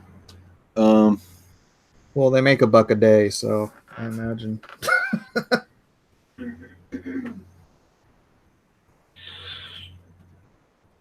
No, but it's good. It is a little bit ADD. I think if we had seen it in, are they showing it in 3D? We don't really watch 3D movies anymore. Is it watching movies in 3D? Anytime we watch 3D now, we will walk out with like a migraine. So we kind of. Yeah, but yes, they are showing it in 3D. It looks like it was made to be made in or seen in 3D, just with all like the fish things and some of the way some of the scenes are designed. I'm sure that would be pretty neat. But yeah, I described it as the underwater scenes as like underwater Avatar. Yeah. That's probably a good comparison. What did I call it? Lord of the Fish Sticks meets underwater Wakanda. I mean the essentially the movie is getting to see Aquaman and getting to see Momoa, essentially he's a professional wrestler in the movie essentially. But he's so charismatic, he can pull it off. And the movie itself is pretty. It's a good looking movie. Yeah. It is. Edwin, was there any part during the movie where you felt emotional? No? No. Not Mike did. I don't want to do any spoiler stuff, but When he was coming to the conclusion of why he had to be king, I don't know. I felt a little Really? not. That got you? Yeah. It's like, because that's what it is. It's Is that because of your Hapa heritage? perhaps. You're destined to unite the Benihana and the KFC kingdom. It's like, feel your shaka, brah. I feel to me, it was just it's pretty good. It's a comic book as a movie. Yes. Yes. Yes. It really did feel like that. Like they got the roots of that, that it's a comic book movie, Yeah. And it's pretty much, there's a couple of panels of establishing and a couple of panels of stuff that, is intended to be emotional, but for the most part, it's just action from beginning to end with big impressive scenes. Yeah. yeah, and I kind of complained about that because to me, it's like action can get boring,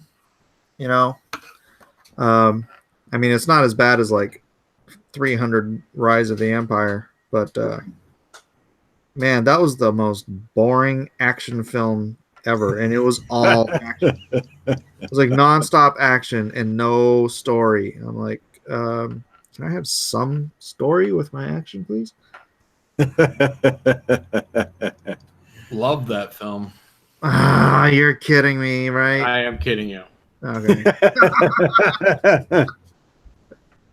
I just figured you thought that would be a movie that'd be right up my alley. That's a movie that John would like.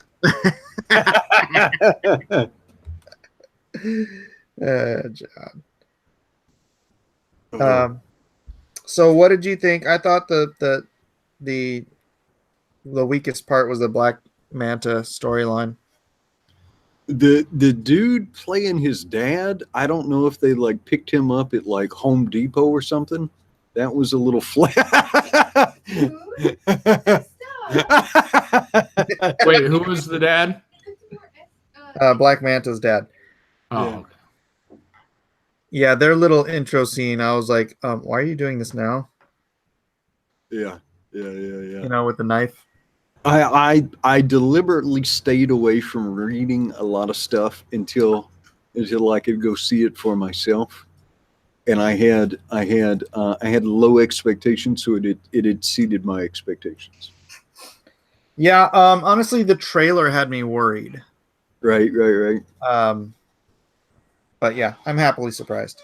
From the trailer, I thought, from the one trailer I watched, I thought it was primarily going to be focused on him battling Black Manta. So I got a bigger story than I had expected. Yeah, and a better story because, like I said, I thought the Black Manta storyline was the weakest part of the film. Yeah. And then, you know, the time when he was working on his costume or on his suit. Yeah. Like, dude, that would take you months. And it, No, dude, you got to think. You remember the A-Team? yeah. And so, like, you know, they would be somewhere in a barn and they would have like some chicken wire, a welding rig, and maybe some duct tape. And they would build like a killdozer or something. That was essentially a scene from the A-Team. Yeah.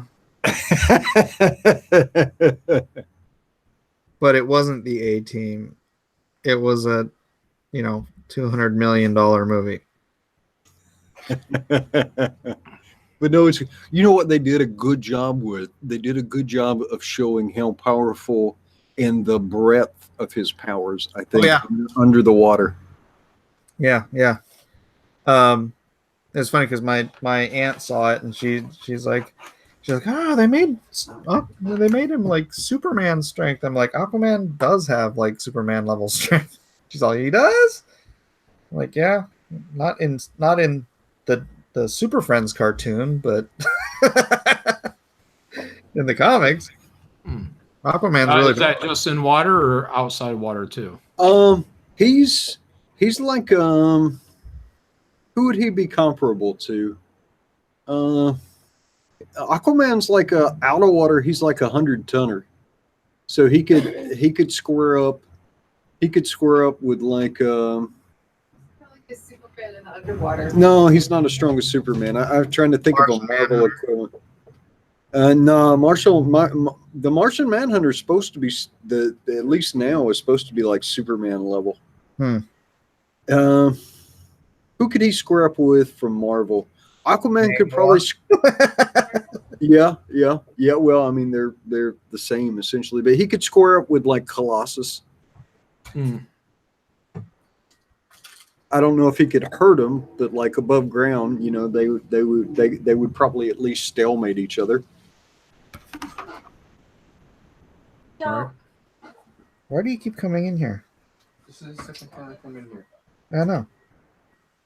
I know. Yeah, but I think from the Saturday morning cartoon, people get the idea that all he does is sit on giant. He's the fish whisperer. Yeah.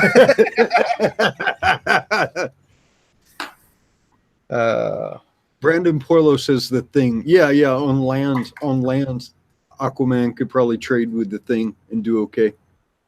Yeah, there you go. With Thor, I guess if he had his trident, that'd be a fun fight.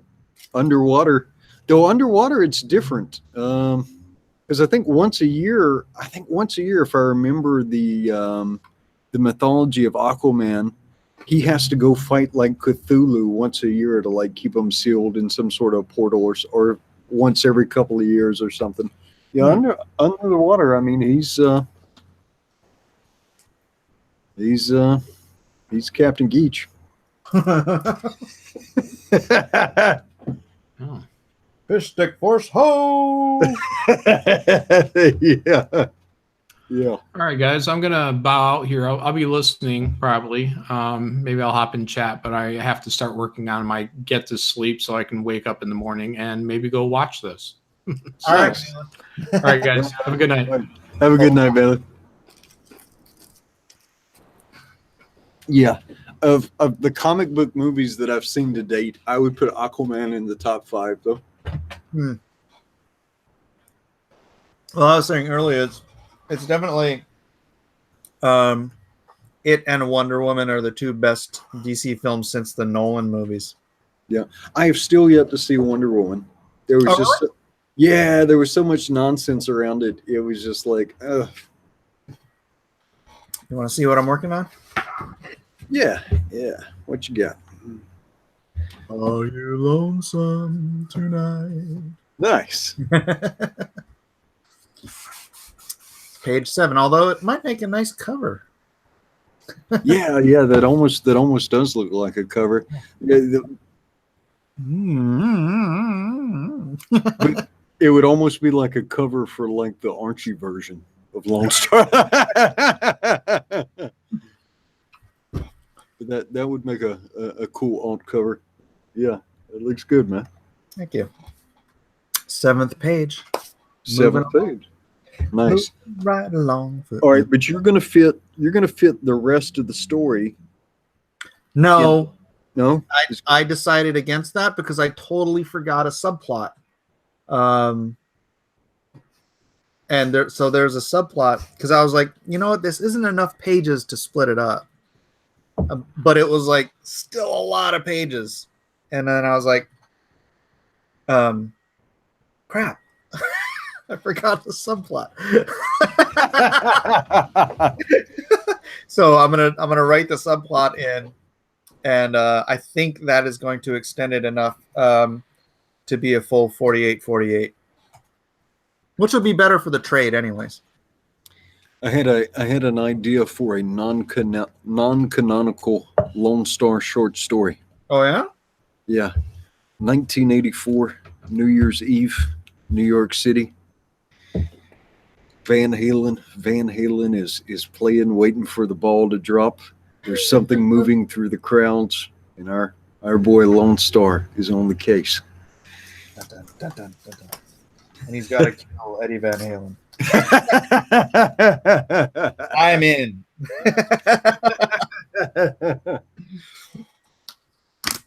Well, that's the fun thing with him, though, because you can do 70 years of period stuff, right? Yeah.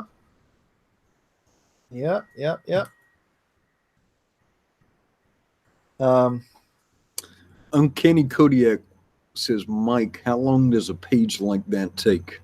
Well, this one doesn't take that long because it's just 2 figures and then lots of fun background stuff. And the background stuff isn't that detailed. So, yeah, this one's I literally started it on Ethan's stream, and Nice. I'm gonna stay on here until I'm done with it. Probably. So yeah, not too long. How did the stream with V go? I was only able to catch a minute or 2 of that. It went all right, but I was like busy focusing on work. So, and Ethan was taking the lead on most stuff, so I wasn't paying as much attention. Were you just there for window dressing to have somebody drawing on the stream? I'd chime in every once in a while when I had something to say, but Ethan took the reins. Dance flesh, you comics monkey. I don't know. I guess I was too involved with my drawing. Well, that's good. That's good. That means you're getting into it. But if you're already 7 pages in, that's fantastic. I am. Have you heard anything from the printers on Lone Star One? I told them to hold off. I guess you didn't get the announcement. No, I missed it. What's up, man?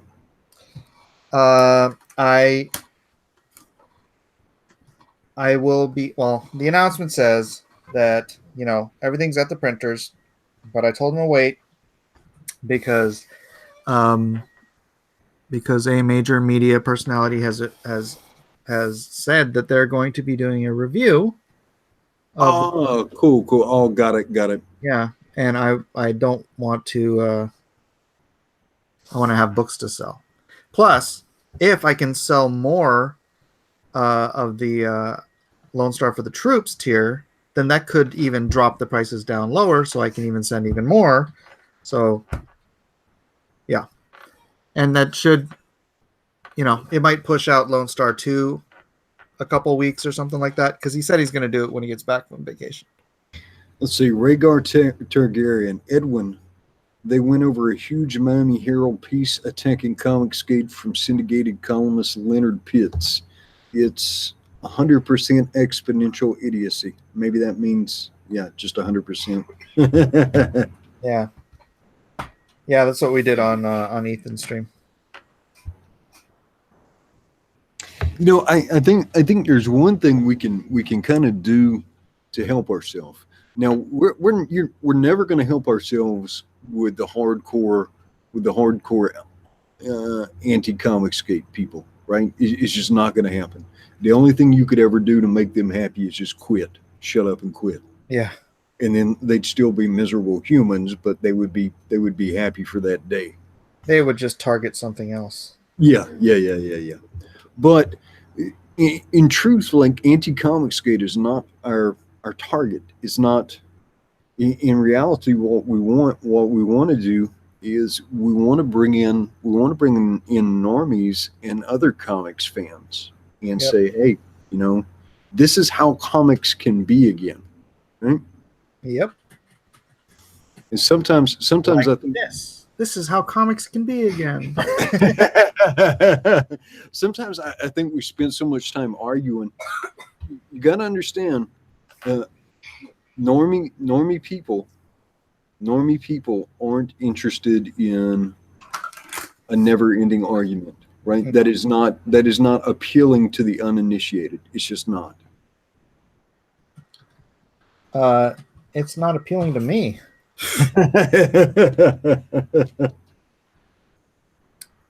I mean, it's interesting and it's fun once in a while, but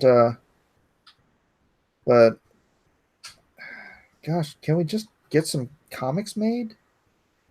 Is that too much to ask? Some good comics. I mean, that's the goal, right? The goal isn't nonstop argument and controversy. The goal is great comics. Yes. Let's focus on that. And it's good to call out some of the stuff that's nonsense, but like if it's 100% calling out nonsense every day, then you don't actually advance anything, right? Yeah. And so you begin the day every day. If that is your approach, you begin the day every day at the same place you started the previous day, because you haven't changed the fundamentals. Well, let's see. Comics started. I mean, the people started essentially targeting just the comics themselves, right?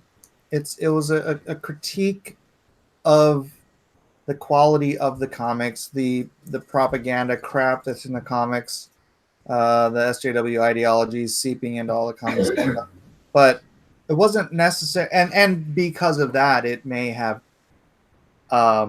insulted some people, but that was out of criticism. That wasn't out of malignancy or because people were trying to hurt other people's feelings. Their feelings got hurt because their work was being criticized. Yeah. And then because their feelings got hurt, they escalated it into an attack on the individuals doing the criticizing. And Yeah. then escalation led to, it's catch-22, right? It's escalation. Now it's in the freaking newspaper or whatever that thing is. All right. Curious 2 Alpha has a good point, and I'll keep curious. I brought this point up. Many times. Now, there's people that Ethan's brought in, and you've brought in a few yourself, people who don't normally buy comic books, but like saw your production, and now they're going to buy Comicsgate comic books, right? This is going to be essentially their introduction to comic books. But Curious 2 Alpha says, can we get some comics in our hands? So here's the position we're at right now. People who love comics, like the people who are watching your stream, most people here are probably used to getting 10, 20, 30, maybe even more comic books a month, right? Or have been in that position at one time. Mm-hmm. So far, Comicsgate has shipped less than 10 comic books. Mm-hmm. And so right now, the demand for comic books exceeds Comicsgate's ability to ship it. I'm aware. Yeah. I'm aware. And I do feel bad asking people for just a little bit more patience, but this opportunity is way too big for me to ignore. Let's see. Yeah, and we could engage Curious. I think we've talked to Curious before. He says you don't want to ship because you were scared you're going to miss $1. Curious, if it works out, it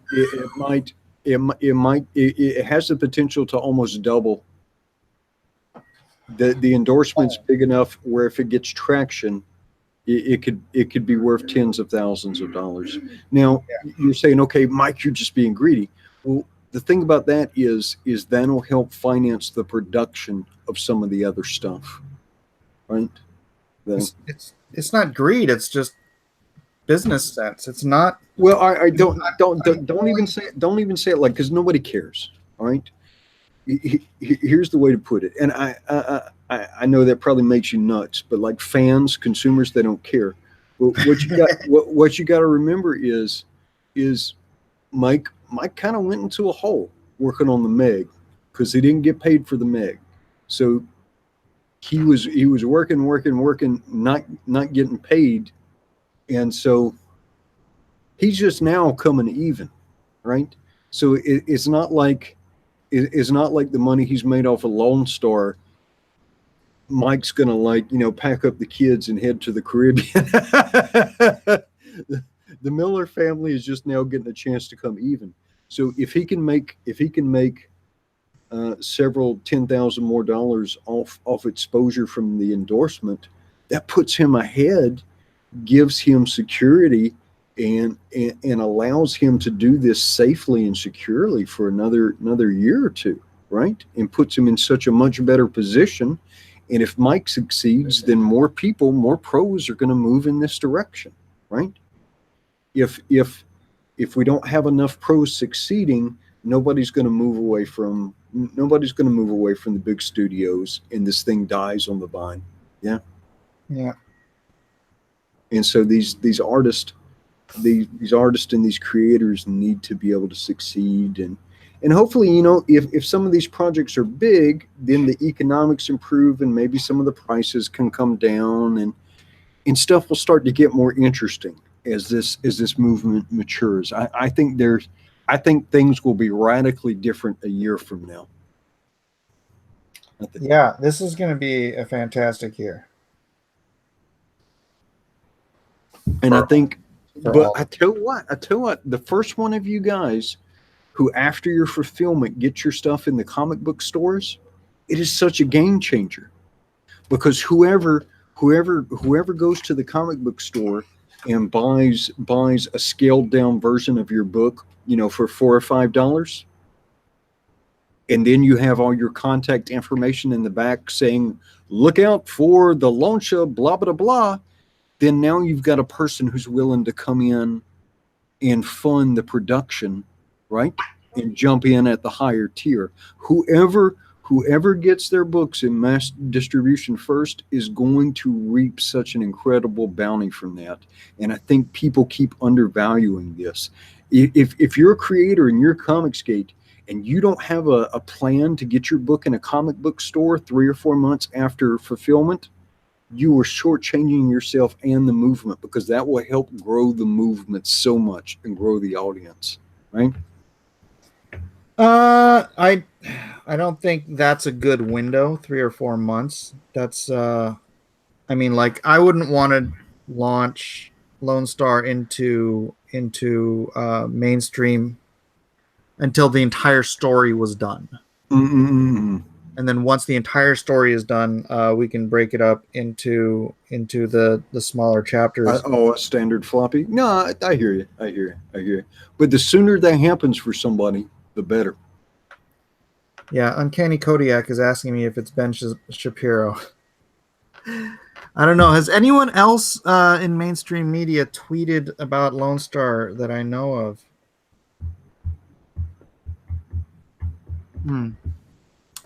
Fedorable the Horrible says Indicron is going to be part of that change. Yeah, when I wake up in the morning, I'm going to be interviewing the Indicron guys. Going to talk about some coming changes and some things that are going to be added to the site. Cool. Yeah. Shoot, I need to get them some stuff for that. The pre. What's that other site they're doing? The pre. The coming soon. Soon. And they're going to do creator profiles and all. Those guys are working at it to help push this thing along, man. Pixel Traders done good with that. And then a fellow named Jean-Luc has jumped in with that, and then I think another fellow named Dr. Wright is helping them too. So they're doing everything they can from that side. Yeah, it's really helpful. I think that site's might be my biggest. I'd have to go look again, but might be my biggest referral. I wonder how that is for everyone else. Well, every time I stream, I mention Indicron probably at least 3 or 4 times, just because if you go on that, you at least have something that has some filtering, some level of quality control, and then you've got one place. It's an aggregator. It's essentially an Indiegogo aggregator. Yeah. No, it's great. I love it. Love it.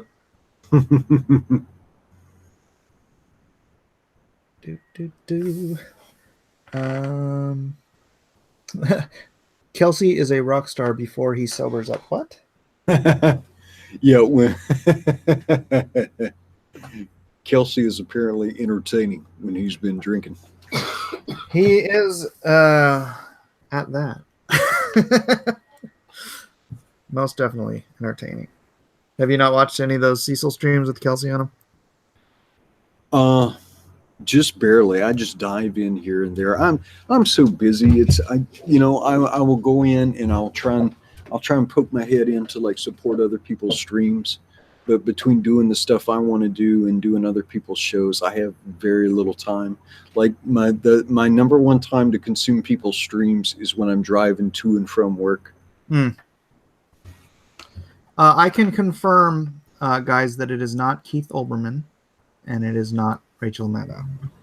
Let's see. We got $2 from Gojirify. He says, "Aloha, Edwin." Well, aloha to you, Gojirify. Aloha, oi. Aloha, oi. Did you see the preview for the Godzilla movie when you went to see Aquaman? Yeah, but I saw that online before. What'd you think? I like. Actually, I discussed this on stream before. I think it's funny that, like, guys our age, like, we grew up on Godzilla, right? And then it's like this Japanese dude bouncing around in a big rubber suit, and we loved it. Right? And now we have this epic, phenomenally beautiful, CGI giant Godzilla, and we're just like, that's cool. Yeah. Well, that's the problem. That's the problem with some of the CGI, and maybe in another 5 or 10 years that'll change as it becomes even more sophisticated. But sometimes it's kind of soulless, yeah.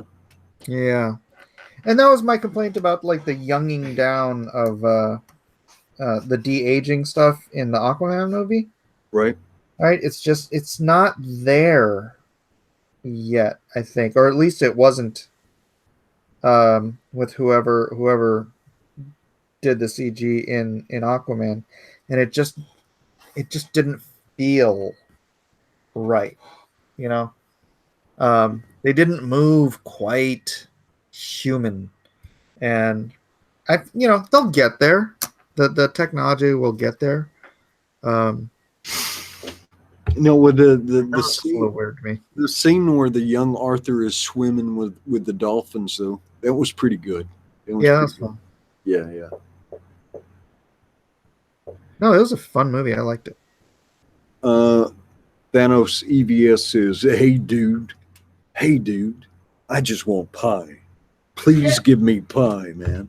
Would that be a fish pie? 3.14. I don't know the rest of it. Then pie you shall have, sir. You can just do the math. What is it? 22 divided by 7. So that gets you the 3. Bring the 10 down. 7 into 10 gives 1. Bring the 3 down. 4. Bring 2 down. 2. 16. 4. You get 5. Yeah, you just keep going. I'm sure everybody wants us to listen to us compute pi on stream. That sounds like a rip-roaring good time. Next on Blacklist Universe, we will compute pi to the 100th decimal place. Let's do it. Woohoo! There was a guy that did a stream of nothing but him saying PewDiePie. Like, how many times did he say it? He's not watching. He said it like 100,000 times or something like that. Is it like number 9? I don't know. It was like 16-hour long stream of him just saying PewDiePie, PewDiePie, PewDiePie, PewDiePie, PewDiePie, PewDiePie, PewDiePie, PewDiePie. I'm like, and he's like, PewDiePie, PewDiePie. Like 10 hours into it, he's like, PewDiePie, PewDiePie. Like, dude, Was he why? drinking anything, or did he take any breaks, or was he just No. like? It was live, just all the way through. PewDiePie, Wow. PewDiePie, PewDiePie. Yeah. The things people do for hits, I guess. How was the yakitori? I saw you had a yakitori stream there. Oishii desu yo. Yeah. That was a... No. Mike cooked some yakitori at. it wasn't home. me. It was my mom. Oh yeah, his mom. His mom made the sauce and stuff. His mom's full Japanese. Oh, did she make nishime for New Year? Did she make nishime for New Year? She usually does like a oden. He said she usually does like an odon or an odin. Odin.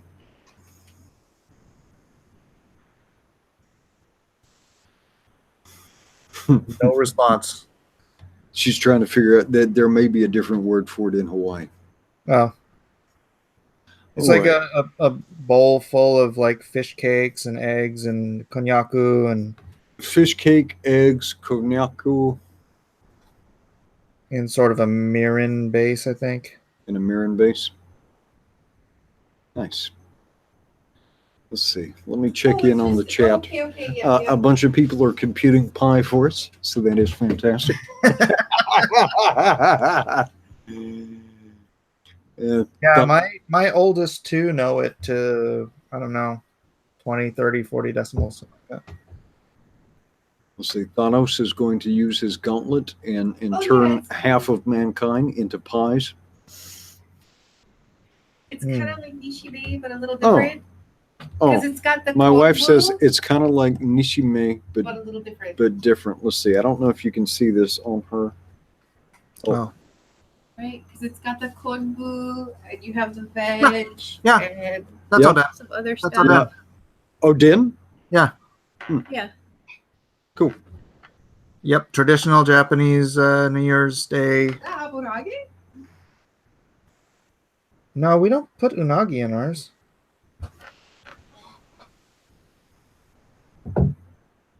Let's see. Brandon Moore says, "Is it Tucker? Mike got Tucker Carlson to review Lone Star.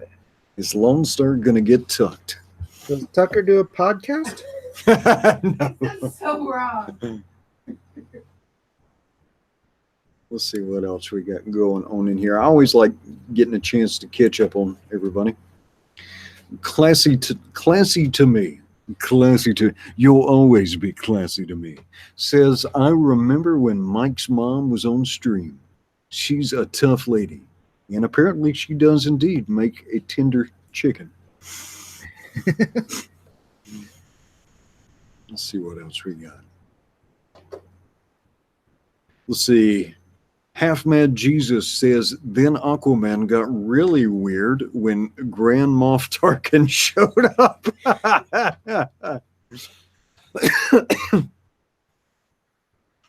That's pretty good. Let's see what else we got here. Fedorable the Horrible says, I worked on the new Godzilla. It's going to blow people away. It's No kidding. all the What do you- monsters. I don't know. Let's see. Let me scroll down. Let's see. Fedorable the Horrible. Can you tell us what you did on, or are you under NDA? Gojira.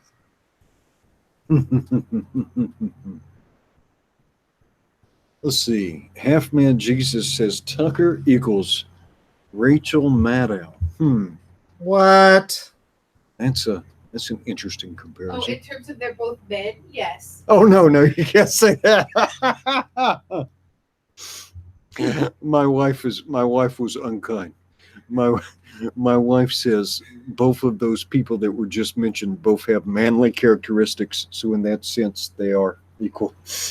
But we won't repeat that because we'll get in trouble. Yeah, sorry. That's fine.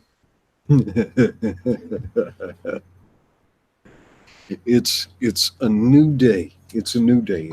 If anybody hasn't noticed, we live in a very close to a 1984 America. And if you veer too far from pre-approved speech, you can and will be censored. Yeah. Learn to love it. Yep. It's just they just missed the fact that the Big Brother was going to be private corporations, not government. Yeah. That's what people missed. But I tell you what, there's an interesting. There's such a huge opportunity now for people to make viable competing products, right? Yes. Like Comicsgate. Comicsgate is an early responder, just kind of like, I don't use Gab, but Gab is like the alternative to Twitter. It turns out though that like people in social media, people like to have contrasting views. So if something becomes too much of an echo chamber, it falls boring. apart. Yeah, it falls apart. And so I think that is what has stopped the growth of Gab. And then some of the early adopters of Gab are not necessarily the most savory people.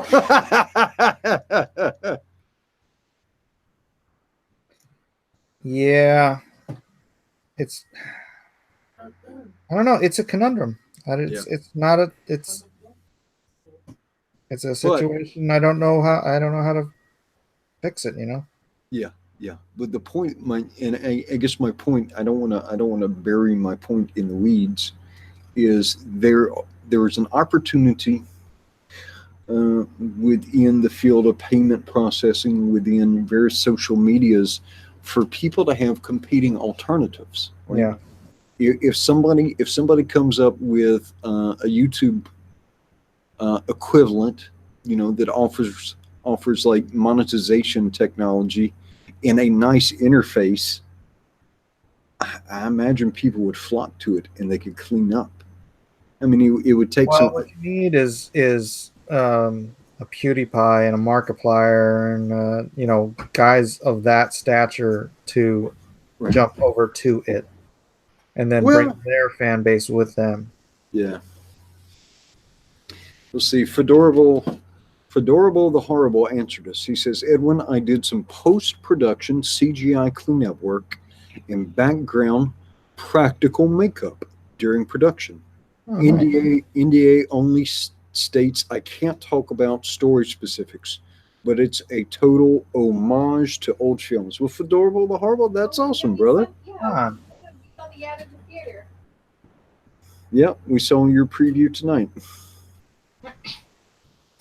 nice. What We should get Fedorable to do some CGI. See if you can clean up me and Miller in post. Make us look cool, Fedorable. what studio is doing that movie? Hang on, I will tell you. Let's see, Godzilla movie, 2018. King of the Monsters. King of the. Let's see.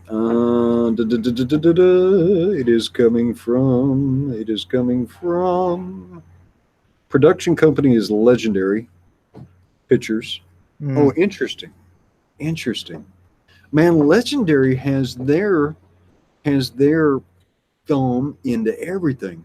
Yes. About 2 months ago, there's some geek there. It's called The Nerdist. The Nerdist. Have you heard of The Nerdist? Sounds familiar. All right. About 2 months ago, they interviewed Mark Wade, and the host essentially just yeah. okay. All right. All right. So The Nerdist is owned by a parent company, and then that in turn is owned by Legendary. Legendary Entertainment is owned by a Chinese company called the Wanda Group, and they are into everything, man. Hmm. They Legendary just picked up, optioned Jeff Lemire's book. Was it Gideon Falls or Black Flag? One of those. They're gonna, yeah, they're gonna make something with that. But Legendary is all over the place. Phoenix Lord Asserman, the Nerdist is a geek's social commentary site. You know, they're just kind of like bleeding cool, but I guess bigger. They do podcasts and stuff, and they do all kinds of stuff. But yeah, they interviewed Mark Wade, and it was kind of a real softball piece where the host was just kind of endorsing all the nonsense that Mark Wade was spewing. But they're owned by another company who is in turn owned by Legendary Entertainment. And then Legendary Entertainment is in turn owned by a Chinese company called the Wanda Group, and they're just huge. But they're into everything now.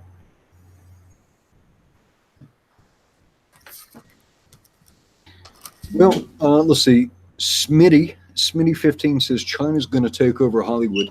They don't even really have to take over Hollywood now because of the success of movies like Aquaman in that market. They will now have influence over blockbuster type films. Oh yeah. And so people will make them in such a way that they will be palatable or marketable in our market and in their market. Well, think about The Meg. It did not have any of that Chinese stuff in it in the book. No, they didn't go attack Taipei or wherever it was in the book. It was all the coast of California. But when they went to, hey, who should we market this to? I have an idea. You know, I don't think it'll affect like the smaller movies or the stuff that is made really specifically for American audiences. Mm-hmm. But like these blockbuster films, like Transformers, sci-fi epics, comic book movies, all this stuff is now people are going to take that into account, you know. Oh, they have. Yeah, it's funny because my mom is my market test for that kind of a thing because she has that same attitude. It's the whole thing is look, she doesn't want to watch a movie that she has difficulty understanding, right? She's not that great at English, even though she's been here for 50 years. And so it's the same thing. It's like you want movies that the action drives the story, or the action tells the story.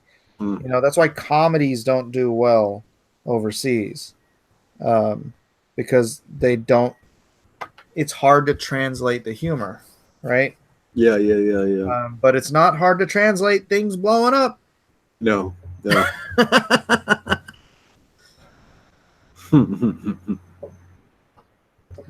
So yeah, she's that audience, and it's like it's very easy to understand. Yeah, none of your business is saying you got to start putting in some Bollywood moves into Lone Star. Like maybe every 6 pages, the unknown soldiers are going to have to start breaking into like some Bollywood little little dance routines. Well, you know, that makes sense. I will focus on that for the next series. There you go. Most definitely. That's a huge market. There's Yeah. plenty of eyeballs in India. And they all speak English. Yeah. It's nice. It's the language of the world now. Oh, speaking of China, though. So China has been financing things in Africa, financing infrastructure, right? And so That's what the movies tell me. they built this big, massive, modern port in Kenya, right? And they have defaulted on the payments to it. And so it looks like the Chinese government will be essentially taking control of this port and seizing this port. So it'll be interesting to see how this flies and how hard China plays with some of these countries. Huh. Yeah. That will be very interesting. Wasn't that the plot of what movie was that? Was it a James Bond movie? Was it? I haven't seen the most recent James Bond movie. Gosh darn it. There was a plot of a movie where somebody wanted to take over the rights, like China wanted to take over rights in Africa. Darn it. What was that? I think that was real life. I think that was real life.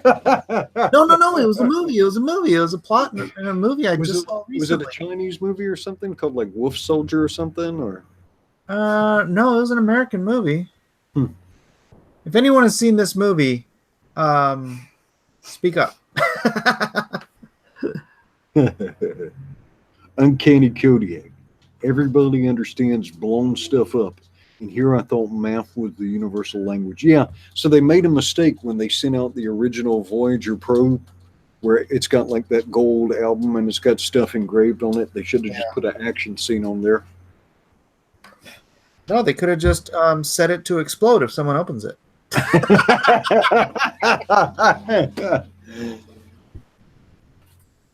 Make the aliens think we're crazy aggressive, huh? So they never come to. How recent was that movie? I think it was a very recent movie, so because it's like fresh in my mind, but for some reason I can't. Maybe I watched it on a plane. Yeah, and you just want to make sure that you're not confusing it with The Man Who Would Be King or Shaka Zulu, right? Like an old Michael Caine film from like the 50s, right? I love The Man Who Would Be King. That's one of my favorite old movies. No, it is good. You know what I haven't watched in a long time that I want to watch again? I want to watch the original version of The Count of Monte Cristo, Man in the Iron Mask. The French version with Gerard Depardieu is really good. Oh no, but before that, Oh, the yeah, old yeah, one. like yeah, the yeah. The man with what's his face from Shogun? Yeah. That's the one. Yeah, that's a great movie. That's a great movie. Did you see? Oh wait. Did you see The Man in the Iron Mask or Count of Monte Cristo? Count of Monte Cristo. Oh, okay. Yeah, the Gerard Depardieu Count of Monte Cristo is great. That's what my wife just said. Yeah. And it's all in French, so you're like, oh man, I gotta read subtitles.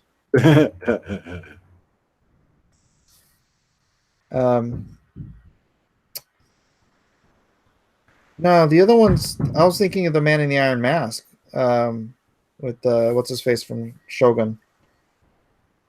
Let's see. Was it David Carradine? Was it? No. Let's see. Keith, one or the other. All right, the version of The Count of Monte Cristo I'm thinking about came out in. Oh, Hanna-Barbera made an animated short back in 1973. Interesting. I'm thinking about the one that came out in 1975 starring Richard Chamberlain. Richard Chamberlain. Yeah. And that. Daggum it. Hold on a second. Now I have to look this up.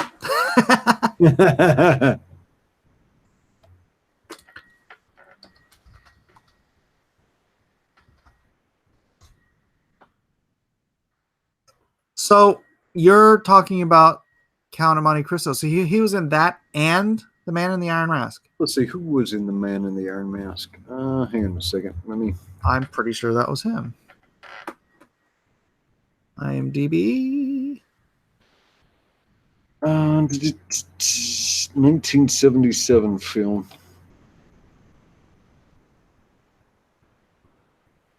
I'm looking. Yeah, it was Richard Chamberlain also. Yeah. Yeah. That is funny. Also a very good film. We're See, so I don't think I've ever watched the Jim Caviezel version of Monte Cristo. That's Brandon Moore was mentioning that. I like Jim Caviezel too. I have to check that out. Chamberlain was the star of Shogun. Yeah, that's what I said. He was in Shogun. And Yeah, Chamberlain was massive in the 70s, man. yeah. I watched Shogun in one sitting once. Holy crap. How many hours is the whole thing? It was a lot. Like binge watching on VHS, huh? Yeah. No, it was. I don't think it was on VH. I think it was. They were. Gosh darn it! Was it VHS? No, I think it was on like TBS or something like that. It was just a marathon, and I'm like, I'm watching this whole freaking thing because I watched it when it was a series as a kid, right? Verify says 10 hours. Did it feel like 10 hours? That was TBS, so it had commercials too. So I think it was more like 12 hours. But that was like 1996, 1995, 1996. Oh, man. Oh. But, you know, I have a story. My friends, or my family friends actually got married because of that show, Tack and Joan. Huh? They were, Joan. So they worked together. They were friends of my dad, and Joan invites Tack over. Takamoto is his name. Invites him over to watch Shogun at her house, right? And so he's like, "Oh yeah, sure." So it's like he goes over there, and he's they sit down, and they start watching the show, and then the person starts speaking in Japanese, and Joan leans over and goes, "What did he say?" And Tack just turns like, well, I don't know. I'm from Philadelphia. and they ended up getting married, but that was like their first date. It was like, That's funny. I'm from Philadelphia. Oh, ancient Chinese secret, huh? yeah. Hey, you're Japanese. You must speak Japanese. All right, Mr. Miller. It is coming up on 11 o'clock here Hawaii time, so it is time for. I am almost there. Just a few more background details and Let's see what you got before I. now I get up closer. So Hang on, let me hop back in the. Oh yeah, looking good, man. Looking very good. here, so everyone can see it. Got that. Got the little leg up in the air. You should after you finish your details, because that's such a fun page. Mm-hmm. You should give a scan version of that. Let people color it. Oh, that'd be fun. Yeah, people like doing that. Yeah, unfortunately, I need to get a new thumb drive, flash drive. I don't know where my new one went, and my old one's crapped out on me, so can't scan it till then. Why do you need a thumb drive for scanning? Because I scan it to the thumb drive, and then I bring it over to my computer and I plug it in. Oh, I see. The scanner itself doesn't have enough memory to maintain. And it's in the other room because I don't have room in here, so I can't plug it directly into my computer. Man, you need to get one of the San Diego kids, one of the hip technology kids out there to unboomerify you.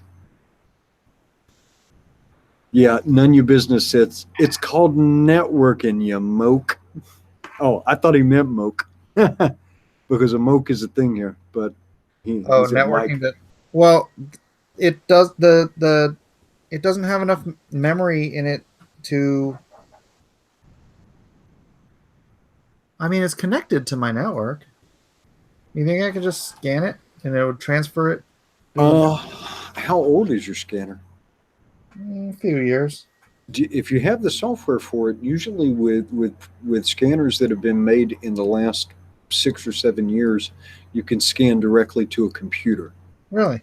Yeah. You just set up a folder and you can scan as long as you have the software that came with the scanner, and you can get the software anyway on the website, you know. But you can just scan directly to a computer. How were you scanning stuff before? I scan it to the thumb drive and then just bring the thumb drive over to the computer. Yeah, you should be able to scan. Does it have a wireless connection? Yeah. Yeah, you could just scan right to your computer, man. You're adding a step. Oh. Yeah. All right, I'll see if I can do that. All right, but show that. Let's ask the audience: is this would this be a good page to put up for people who like to color people's work? I just think it's a good looking scene, and it's kind of a classic scene. Would you like Mike to scan this in so the people who wanted to would get a chance to color it? Oh, nice work on the jeans, dude. Down by his shoes. Thank you.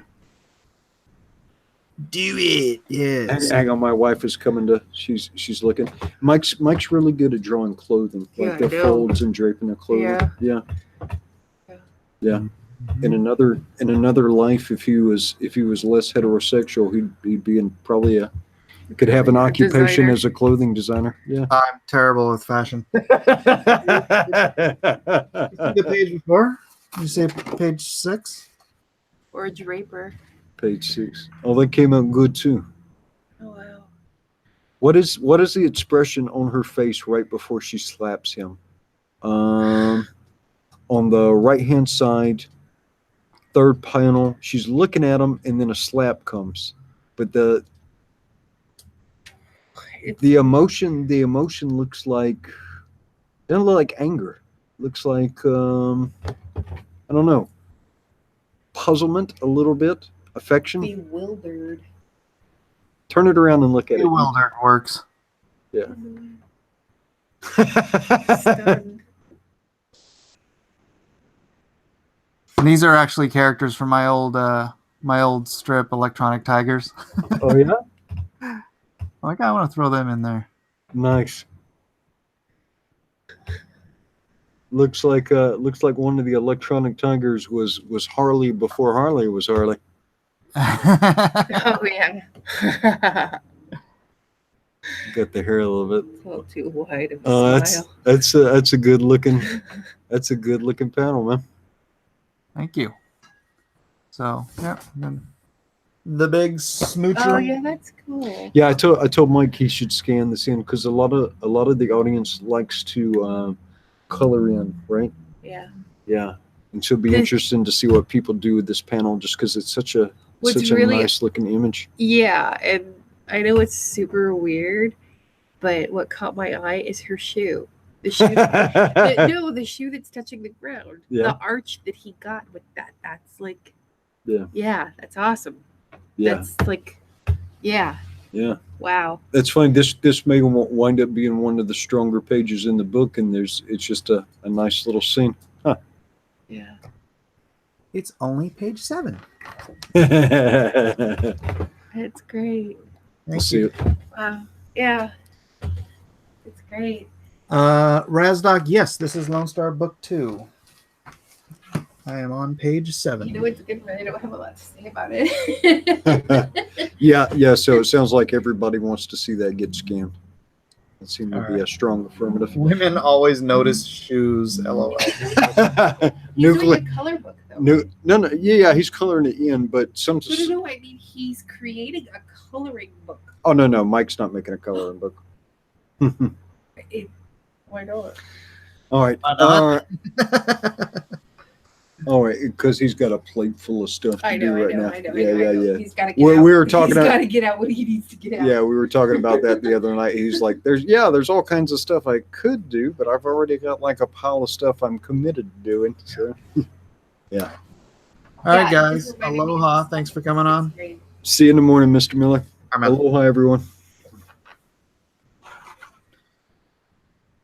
She's realizing she's mad at him. Yeah, something like that. Needs floor tiles. I'm not done yet. I already penciled in the floor tiles. Jeez, you guys are so critical. Are you lonesome tonight? Do-do-do-do-do-do. This is the part where it's going to get a little boring because I'm just here inking by myself. But I did want to stay on until I was done inking this page, which shouldn't take too terribly long. If anyone has any questions that might take me more than a couple minutes to answer, that might make things more interesting. Where is the plate of tacos? There's no tacos, man. This is a 50s diner. Come on now. I want to see a lot of chrome in colors. Night, Mike. Aloha, Edwin. We're not critical, Mike. We just want you to be better. Mike's like a squid. I am? You're going to have to explain that one to me. Can you do the overhead can? The overhead can? What's that?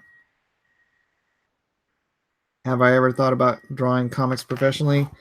I've thought about it, but there's no money in it. And then I went ahead and did it anyways. Actually, oddly enough, I started comics. I started doing comics. Okay, first of all, I did want to do comics as a kid. Like in 7th grade, we were told to create a business card for the career we wanted. And so I created a Marvel Comics business card. Mike Miller, Marvel Comics artist. But I moved away from that as I grew older until 1992. I mean, I was drawing comic stuff just because, that's what I did for fun.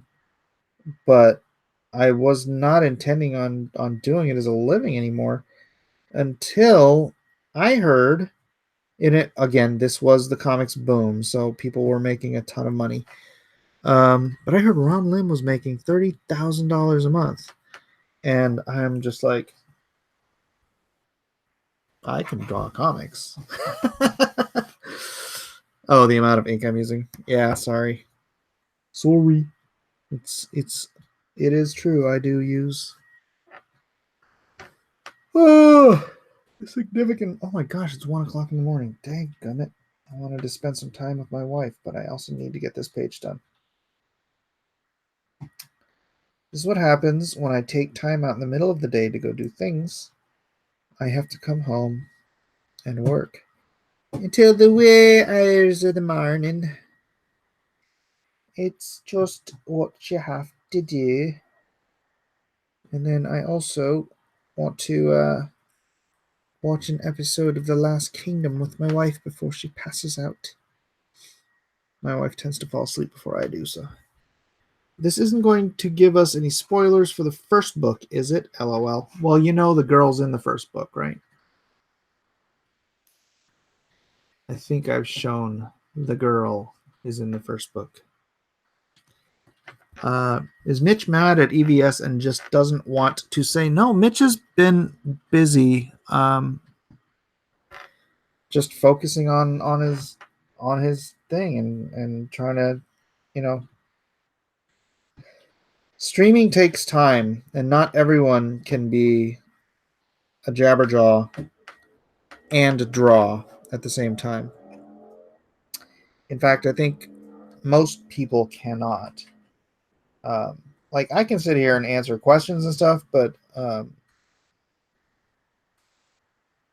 obviously not going to be as eloquent or as conversational if as I would be if I were not concentrating on drawing at the same time. So I don't think, I mean, even when you see Mitch's live streams and he's working, he's very quiet. He doesn't communicate a lot in his streams, and I know he needs to work on this book, and he's working on other things behind the scenes as well that I may be privy to, but I'm not going to tell you. So, no, there's no anger, so don't worry about that. Hopefully we'll be able to get him back on Drawn and Quartered perhaps next week.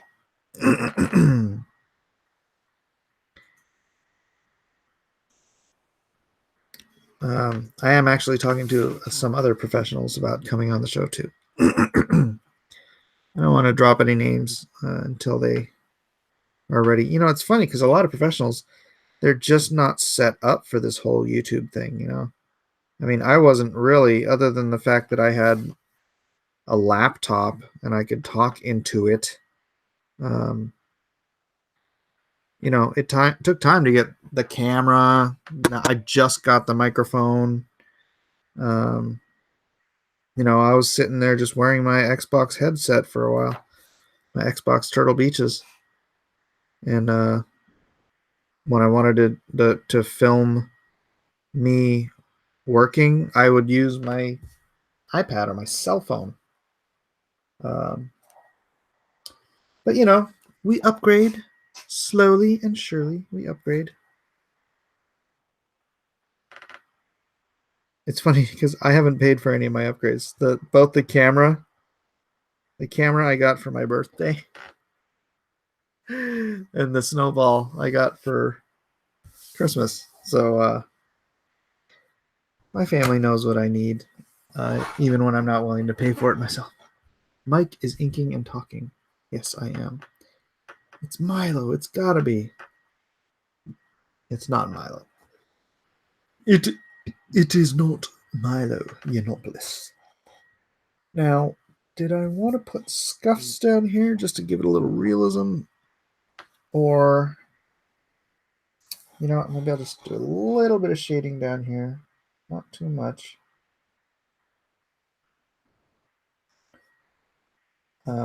And then I just go through a little bit of shading. Oh, and a couple more lines on top. And then this piece is done in the books. Page 7, Lone Star, Soul of the Soldier. in the can. And shoot, I may have to rename it. Because I wanted it to go heart, mind, and soul. But I went heart, soul, and mind. Actually, you know what? I should figure out what I want to do based on the content of the chapter rather than on just it sounding better that I go heart, mind, and soul. You know what I mean? Mike, what color is Lone Star's hair? Sort of a sandy blonde, dirty blonde. Light brown, dirty blonde. If your family gives it to you, you paid for it. It's true. It's true. It's Pravda. You guys remember that skit from Saturday Night Live? Yeah, it's Pravda. I kind of wanted to give them black and white tiles on the floor. Gosh, that would take some time. Nah, I'm not going to do that. Then I have to go back into earlier pages and change it. Lone Star in the Can equals a side story. Malin's rowing the boat. Comics. I like Sea Rogers Wake. Oh crap, it's 3 a.m. Good night, everyone. That's the first time I'm here. I really enjoyed it. Oh, thanks, Perkindo. Please do subscribe. I'm glad you enjoyed it. Happy to have you here. We do shows all day long on this channel, all starring Mike S. Miller. Who's Mike S. Miller, you ask? He's that fool on the screen now. Using a quill with the straight edge.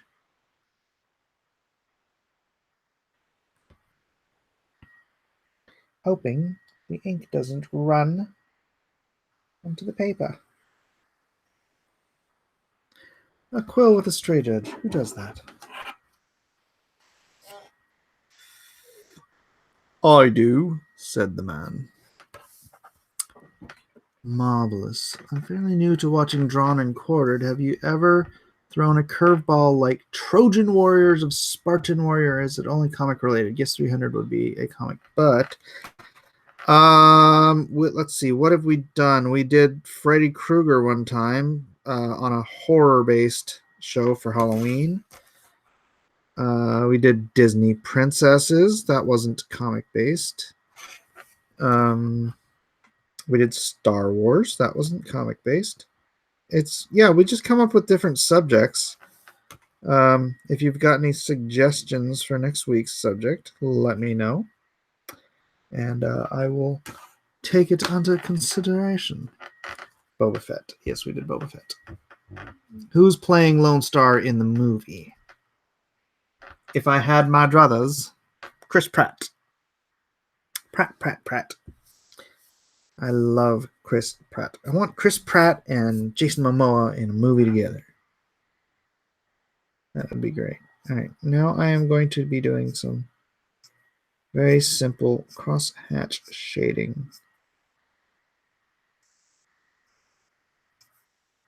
Just to give the background some depth. Make Asserman the next Drawn and Quartered topic. Asserman? I didn't even know what that is. I know, do Medusa next. That would be an out-of-the-blue topic. Well, the topic isn't the character. The topic is, like Star Wars or Disney Princesses or Marvel or, we did the Marvel one because of Stan Lee.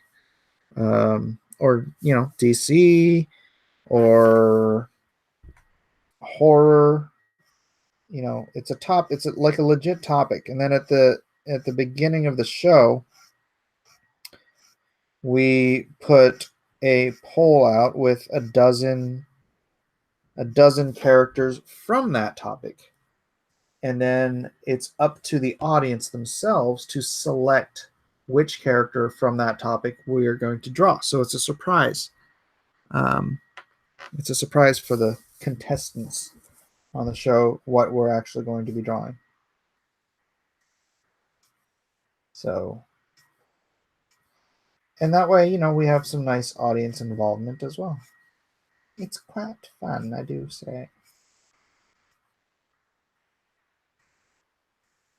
Almost say. Dean Cain is going to be the next president. No. I mean, I would vote for Dean Cain. Not just because people say I look like him, but I would vote for him. But no, Ben Shapiro is going to be our next president.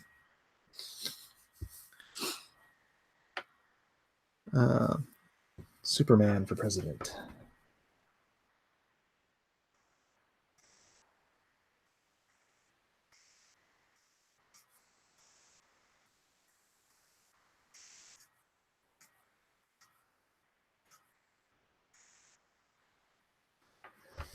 In celebration of Marvel regaining him, I want to see D&Q tackle Conan. Well, see, again, that's Conan isn't a subject. I mean, he's a subject, but it would have to be like we're just doing Conan, or it'd be Conan-related stuff, which is Conan, Red Sonja, you know, what, Falsa Doom,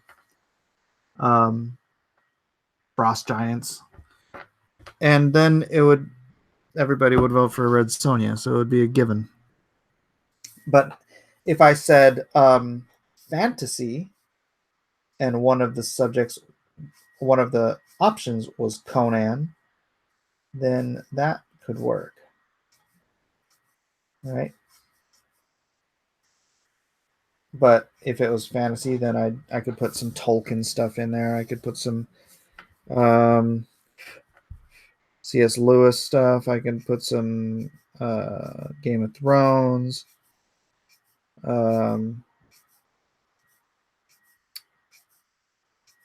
Some Dragon Riders of Perth.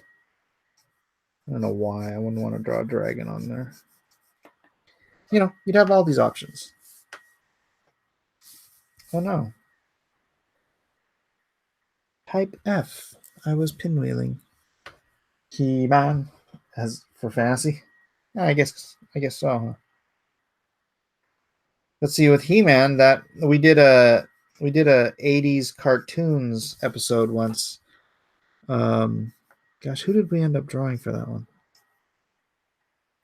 Does anyone recall who we ended up doing on the 80s cartoons? 80s action heroes. Ooh, yeah, that's a good one. Of course, then we're stuck trying to do likenesses of characters. And half of the 80s action heroes would end up being either Arnold Schwarzenegger or Sylvester Stallone.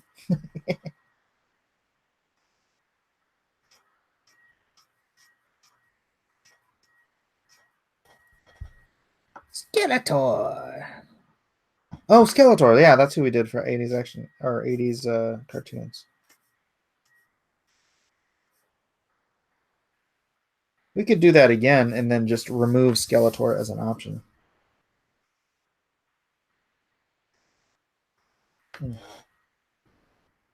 Honestly, we could do G.I. Joe as a topic because there's so many different G.I. Oh, did we do that already? Did we do G.I. Joe? Gosh darn it. There's been so many. I think there have been like 13 episodes. At a certain point, it gets hard to pick topics.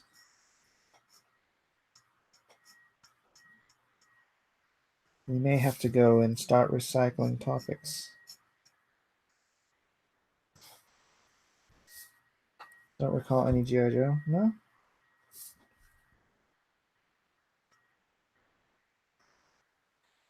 I'll tell you what we're never doing is Transformers.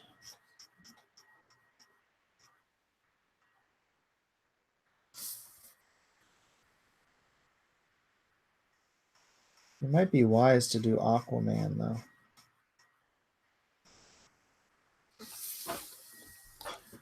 Dungeons and Dragons cartoon from the 80s. Oh, man.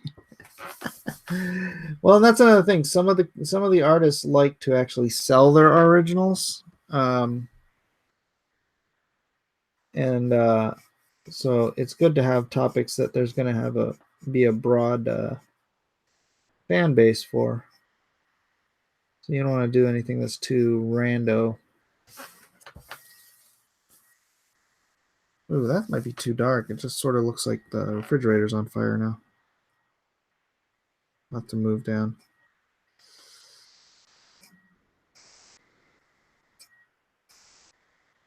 Are you lonesome tonight? G.I. Joe was my thing. Space Ghost! Why no Transformers? Because I drew 6 issues of G.I. Joe versus Transformers and decided I never wanted to draw another bloody Transformer in my life. Because I just got so tired of, I love Transformers, but I no longer love drawing them. It's like that it's like the father that catches his kid smoking a cigarette, so he sticks him in the closet with a whole pack of or a whole whatever pack or case of cigarettes and tells him he can't come out of the closet till he smokes the whole thing, and then he gets so bloody sick of them that he never wants to touch another cigarette. That was me with Transformers. Your G.I. Joe. I still can't believe G.I. Joe versus Transformers is a thing. Seriously, who thought that was a good idea? Hasbro? I guess Hasbro. I mean, if you think about it, that was essentially the first Transformers movie. It was a G.I. Joe Transformers movie. Right? It was just Transformers in the military.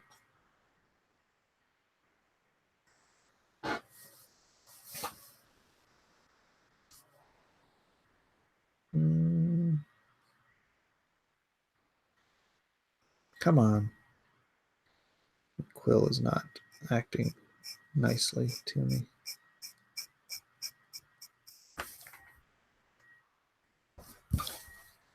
Are you lonesome tonight? The G.I. Joe thing is a cool idea.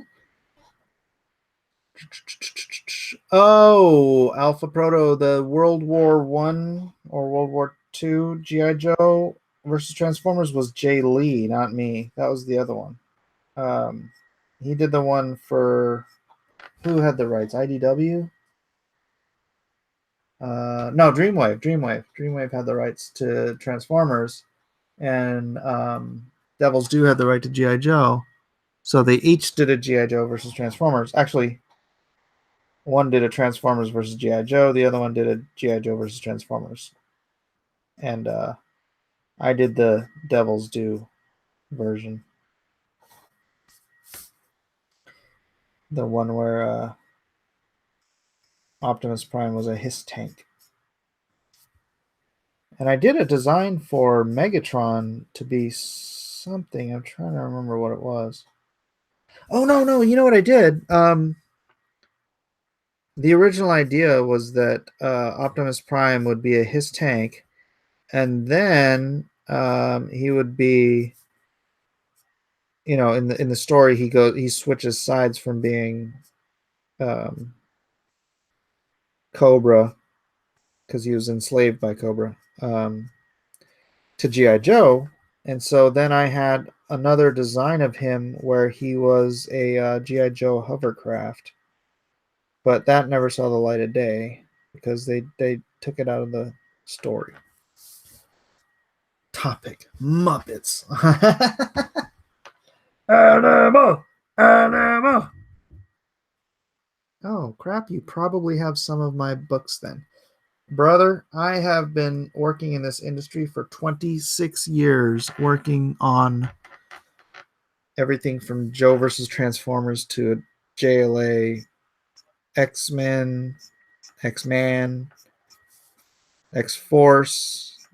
If you've been collecting it all for the last 26 years, you probably got something I either penciled or inked.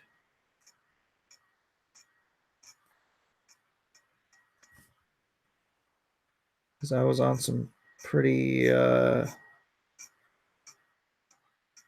popular books here and there and everywhere. I have one of your Dragonlance books. Oh, actually, I only did I did the cover and the breakdowns, and then a guy named Rail did the the finished pencils. Oh, those look so great. And he's gone on to do other stuff, and just he's become such a fantastic artist. Maybe I should find him and drag him back into comics, kicking and screaming. Because he was, I think, wise enough to stop doing comics. Something I have not managed to realize. Topic: Pixar, Spielberg, Nick Cage. Nicolas Cage as a subject. That's funny. And Pixar.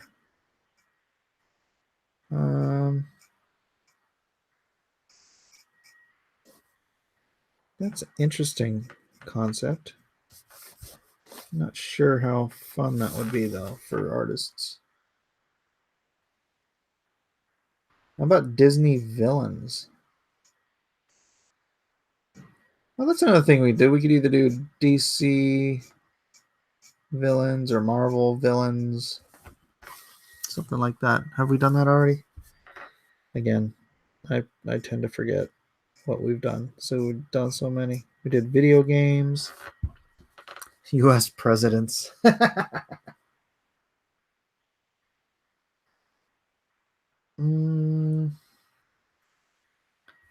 Death Knights. I do want to do a fantasy one sometime. I don't know. What date? What's the date?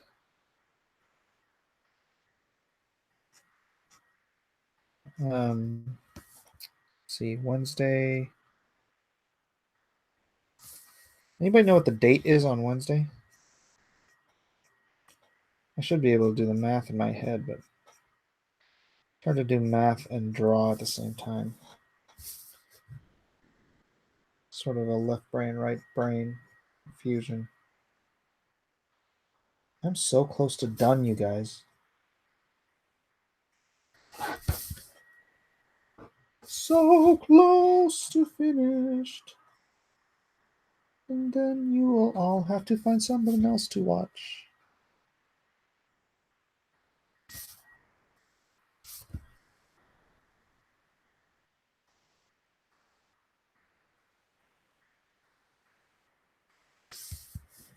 Tuesday is New Year's Day. Okay, so Wednesday is the 2nd. Shoot. Okay, I'm going to be on Order of the Green Hand on the 2nd. Darn it, which puts me... that could be a problem for me for drawing and quartered. Oh no, there it is.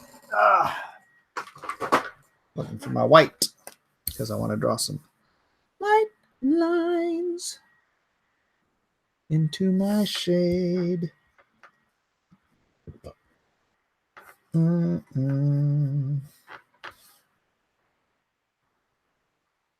Oops, that didn't work.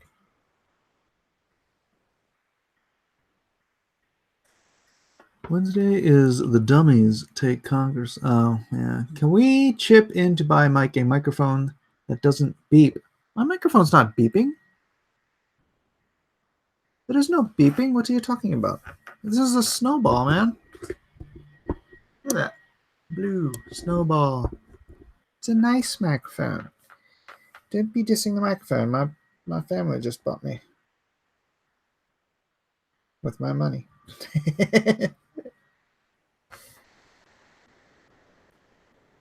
You may be hearing my computer. My laptop is not too far away from the mic. So that is entirely possible.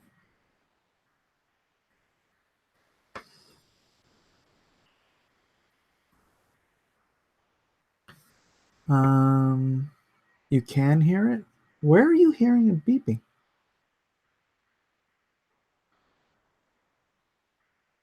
Might be feedback, but that's still a microphone issue. You can change the setting on the mic.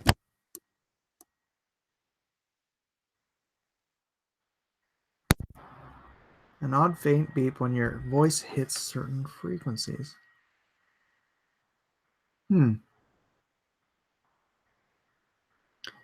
After I stop talking. So what you're saying is I must not stop talking ever so that the microphone does not bother you.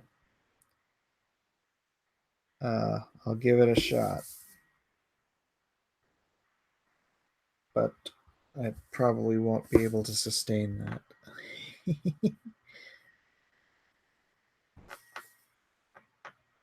It's been there for months. Drives me crazy every time my son. Months? Are you serious? That's weird. Is it like that on the replays? I don't think I've ever noticed it on the replays.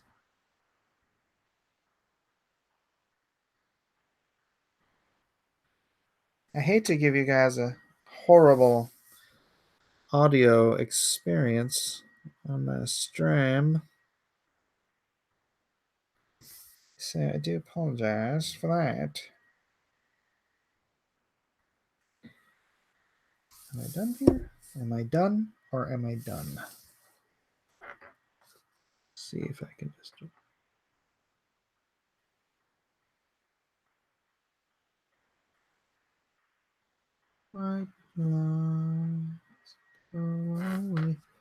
Listen to the stream again later. You'll hear it too.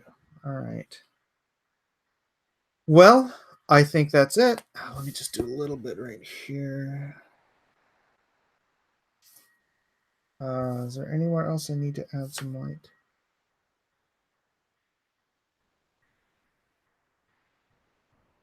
Let me think. How about here?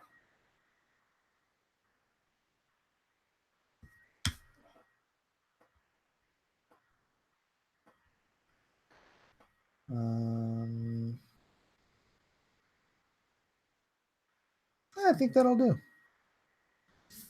What do you guys think? Does that do okay? Is that okay? It's like the booth taking a hearing test. Nonsense, they are messing with you. It's not a big deal, Mike. It does not bother most of us. Didn't even notice until I mentioned it, like a fluorescent light that you lean to ignore. How do you unhear? I'm telling you, it's just a momentary clipping of resonance between his voice and the hearing from the laptop fan. At the very least, I'm glad I destroyed everyone's experience. No need to thank me.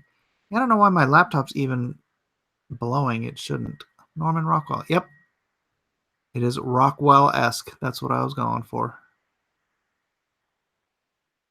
Well, glad you like it, guys. Glad you stuck around with me long enough to see me finish it. But it is time to say goodnight. I'll see you next stream. Have a good sleep. Until then, I'll tell you goodbye. Thanks for being here. And aloha.